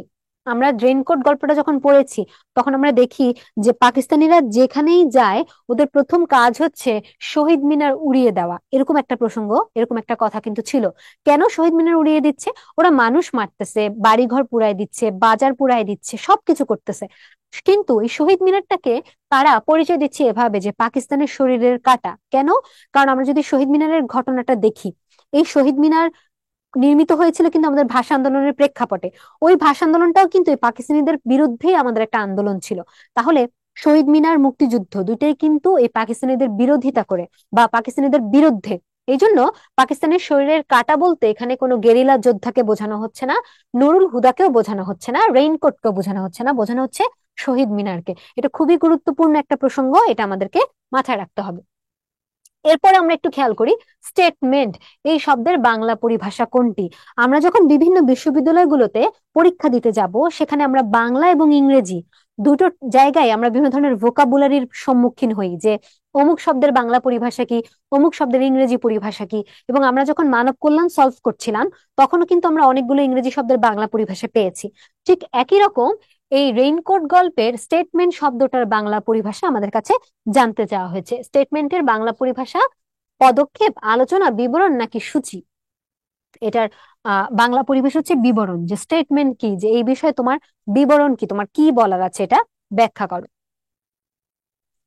তারপর আমরা একটু খেয়াল করি পয়লা, এই পয়লা শব্দটা কোন ধরনের শব্দ? আমরা জানি যে পয়লা সংখ্যাবাচক, পরিমাণবাচক, ক্রমবাচক নাকি তারিখবাচক? এটার অ্যান্সার হবে হচ্ছে তারিখবাচক। কেন? তোমরা একটু খেয়াল করো, আমরা বলি না পহেলা বৈশাখ, পয়লা জানুয়ারি, তার মানে পয়লা, পহেলা এই শব্দগুলো দিয়ে কিন্তু আমরা একটা তারিখকে বোঝাই। তাহলে এটার অ্যান্সার হবে হচ্ছে এটা একটা তারিখবাচক শব্দ। আমরা যে বিভিন্ন ধরনের সংখ্যাবাচক, তারিখবাচক শব্দ পড়ি, সেখানে কিন্তু আমরা এই পয়লাটা পাই। আরেকটা বিষয় একটু আমরা মনে রাখবো, তারিখবাচক শব্দের আমাদের যে প্রথম চারটা তারিখ, অর্থাৎ পহেলা, পহেলা জানুয়ারি, 2রা জানুয়ারি, 3রা জানুয়ারি, 4ঠা জানুয়ারি, এই যে পহেলা, 2রা, এরকম তারিখবাচক শব্দের যে প্রথম 4টা শব্দ, এই প্রথম 4টা শব্দ কিন্তু হিন্দি ভাষা থেকে আগত, এগুলো কিন্তু বাংলা ভাষার নিজস্ব না। এই যে আমরা পহেলা বৈশাখ বলি, এই পহেলা শব্দটা কিন্তু আমাদের বাংলা শব্দ না, এটা একটা হিন্দি শব্দ। তো আমরা প্রথম 4টা একটু মনে রাখবো, এটা হিন্দি ভাষা থেকে নেওয়া হয়েছে। তারপরে আমরা একটু খেয়াল করি, আব্দুস সাত্তার মৃধা কোন সাবজেক্টের প্রফেসর? ইংরেজি, কেমিস্ট্রি, বাংলা, জিওগ্রাফি।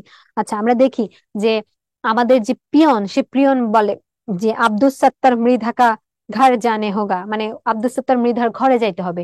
এই আব্দুস সাত্তার মৃধা কে ছিলেন? উনি ছিলেন জিওগ্রাফির প্রফেসর ছিলেন। আর আমাদের নুরুল হুদা ছিলেন কেমিস্ট্রির। গুলায় ফেলা যাবে না কে কেমিস্ট্রির কে জিওগ্রাফির, এটা কনফিউজড হওয়া যাবে না। তারপর মুক্তিযুদ্ধকে পাকিস্তানের ইন্টারনাল অ্যাফেয়ার বলেছেন কে? John F Kennedy, Henry Kissinger, Richard Nixon, Gerald Ford. 4জনই বিখ্যাত ব্যক্তি। কে বলেছেন যে মুক্তিযুদ্ধ পাকিস্তানের ইন্টারনাল অ্যাফেয়ার, আমরা এখানে জড়িত হব না? পাকিস্তানের ইন্টারনাল অ্যাফেয়ার, এটা এখানে কোনো মানবাধিকারের মানে কোনো ধরনের ক্ষয়ক্ষতি হয় না, মানবাধিকার রক্ষা হয়েছে এরকম, মানে ওরা মানে পাত্তা না দেওয়ার যে বিষয়টা, যে না আমরা এখানে ইনক্লুডেড হব না, পাকিস্তানের ইন্টারনাল অ্যাফেয়ার, পশ্চিম পাকিস্তান পূর্ব পাকিস্তান যা মনে চায় করুক, এই ধরনের একটা মন্তব্য করেছিলেন হচ্ছে হেনরি কিসিঞ্জার। তারপর হিস্ট্রি ডিপার্টমেন্টের জন্য কয়টি আলমারি কেনা হয়েছে? আচ্ছা, একটু খেয়াল করলে আমরা দেখবো রেইনকোট গল্পে আমরা যে দেখি যে যে বোমা বিস্ফোরণটা যে হয়, বা যে এই যে আহ যেই কারণে আমাদের নুরুল হুদাকে ধরে নিয়ে যাওয়া হয়, যে মুক্তিযোদ্ধাদের সাথে আমাদের নুরুল হুদার একটা যোগ সাজশ ছিল, এটার পরিচয় আসলে কোত্থেকে পায়? আমরা জানি যে খুব ওই গল্পটায় দেখানো হয়েছে যে খুব নিকটবর্তী সময়ে, খুব মানে রিসেন্ট টাইমে ওই কলেজে কিছু আলমারি আনা হয়েছিল, কলেজের জন্য কিছু আলমারি কিনা হয়েছিল, বিভিন্ন ডিপার্টমেন্টের জন্য, অফিসের জন্য বিভিন্ন সংখ্যক আলমারি আনা হয়েছিল, এবং এই আলমারিগুলো বহন করে এনেছিল কুলিরা। ওই কুলিরাই হয়তোবা ওই আলমারিগুলো বহন করতে নিয়ে এসে তারা বিভিন্ন ধরনের বোমা বা মাইন এগুলো পুঁতে রেখে গিয়েছিল, এরকম একটা আশঙ্কা করা হচ্ছে। কেন? কারণ স্কুলটা, ওই কলেজটা কিন্তু তখন মিলিটারিদের ক্যাম্প, মিলিটারিদের ক্যাম্পে কিন্তু মিলিটারিদের বাইরের কেউ সহজে ঢুকতে পারতো না যদি না মিলিটারিরা না আনে। এখন এই কুলিগুলো কিন্তু ছদ্মবেশী কুলি ছিল, ওরা মূলত মুক্তিযোদ্ধা ছিল। এই মুক্তিযোদ্ধাদের প্রসঙ্গে আমরা কিন্তু আলমারি কেনার প্রসঙ্গটা পাই। তো আমাদেরকে এখানে একটু মনে রাখতে হবে যে কোন ডিপার্টমেন্টের জন্য কয়টা আলমারি কিনা হয়েছিল। দেখো, হিস্ট্রি ডিপার্টমেন্টের জন্য কয়টি আলমারি কিনা হয়েছিল? হিস্ট্রি ডিপার্টমেন্টের জন্য মূলত আলমারি কিনা হয়েছিল হচ্ছে 2টি। আর 10টি যে অপশনটা, এটা হচ্ছে সর্বমোট আলমারি, সর্বমোট আলমারি কেনা হয়েছিল হচ্ছে 10টা। এই 10টার বিভাজনটা কিভাবে ছিল? অফিসের জন্য ছিল হচ্ছে 3টি। তোমাকে যদি প্রশ্ন হিস্ট্রি ডিপার্টমেন্ট না করে অফিস করতো, তাহলে তুমি বলতা 3টা।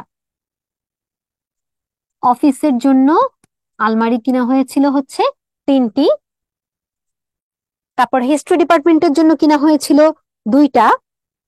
বোটানির জন্য কিনা হয়েছিল, বোটানি, হিস্ট্রি, আর হচ্ছে জিওগ্রাফি।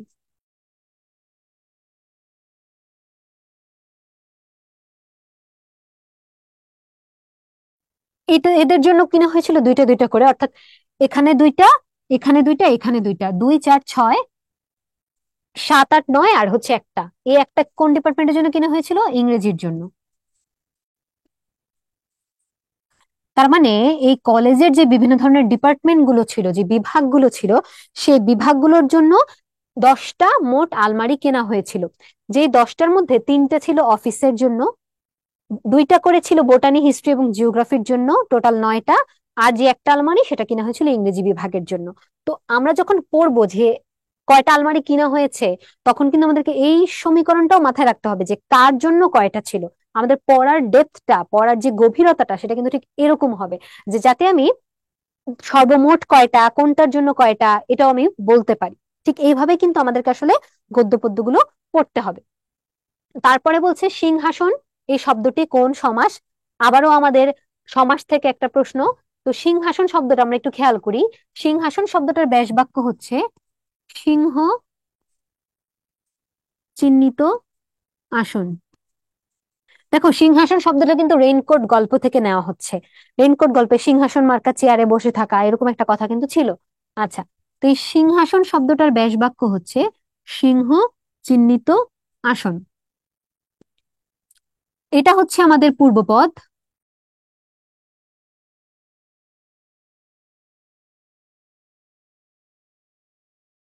এটা হচ্ছে আমাদের পরপদ। এটা ব্যাস বাক্য এবং সমস্ত পদ হচ্ছে আমাদের সিংহাসন। এখন আমরা একটু আগেও বলেছি, আবারও বলছি, আমরা মূলত সমাস চিনি কিভাবে। সমাসে যে সমস্ত পদটা থাকে, অর্থাৎ এই যে পদটা, এটাকে আমরা বলছি সমস্ত পদ। এই সমস্ত পদে কোন শব্দের অর্থের প্রাধান্য থাকছে, সেটা কি পূর্বপদের অর্থের প্রাধান্য নাকি পরপদের অর্থের প্রাধান্য, এটার উপর নির্ভর করে কিন্তু আমরা বেশিরভাগ সমাস চিনে থাকি। আমরা যদি সিংহাসন শব্দটা খেয়াল করি, তাহলে আমরা একটু বোঝার চেষ্টা করি তো যে সিংহাসন যখন আমি বলি যে তুমি সিংহাসনে বসো, তখন কি আমি কোনো সিংহকে বুঝাই নাকি একটা আসন বা সিটকে বুঝাই? অবশ্যই একটা আসনকে বুঝাই। তাহলে সিংহাসন শব্দটা দিয়ে মূলত একটা আসনকে বোঝানো হচ্ছে। এবং আমি যদি খেয়াল করি, আসন ছিল পরপদ, তার মানে এই শব্দটায় পরপদের অর্থের প্রাধান্য থাকতেছে। যদি পরপদের অর্থের প্রাধান্য থাকে, তাহলে সেটাকে আমরা বলি হচ্ছে কর্মধারয় সমাস।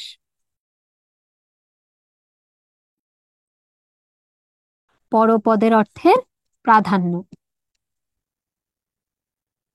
দ্বিগু সমাস কোনটা, দ্বন্দ্ব সমাস কোনটা, বহুব্রীহি সমাস কোনটা? বহুব্রীহি আমরা অলরেডি একটু আগে বলেছি যে যদি সিংহ বা আসন কোনোটাকেই না বুঝিয়ে অন্য কোনো একটা কিছুকে বোঝানো হতো, যেমন দশভুজা।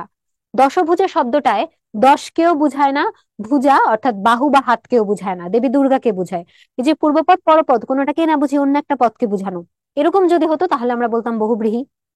যদি পূর্বপদ পরপদ দুইটারই অর্থের সমান প্রাধান্য থাকতো, যেমন আমরা বলি তোমার মা বাবাকে নিয়ে এসো, তাহলে তুমি মাকেও বুঝাচ্ছ বাবাকেও বুঝাচ্ছ, পূর্বপদ মা পরপদ বাবা দুইটারই প্রাধান্য থাকতেছে, তাহলে এটা হয়তো দ্বন্দ্ব সমাস। তারপরে দ্বিগু কখন হইতো? যদি শুরুতে একটা সংখ্যাবাচক শব্দ থাকতো, সংখ্যাবাচক শব্দ যদি শুরুতে থাকতো, যেমন শতাব্দী ইত্যাদি ইত্যাদি, এরকম যদি কিছু থাকতো, শত, চার, তিন, এরকম কিছু যদি থাকতো, তাহলে আমরা সেটাকে দ্বিগু সমাস বলতে পারতাম।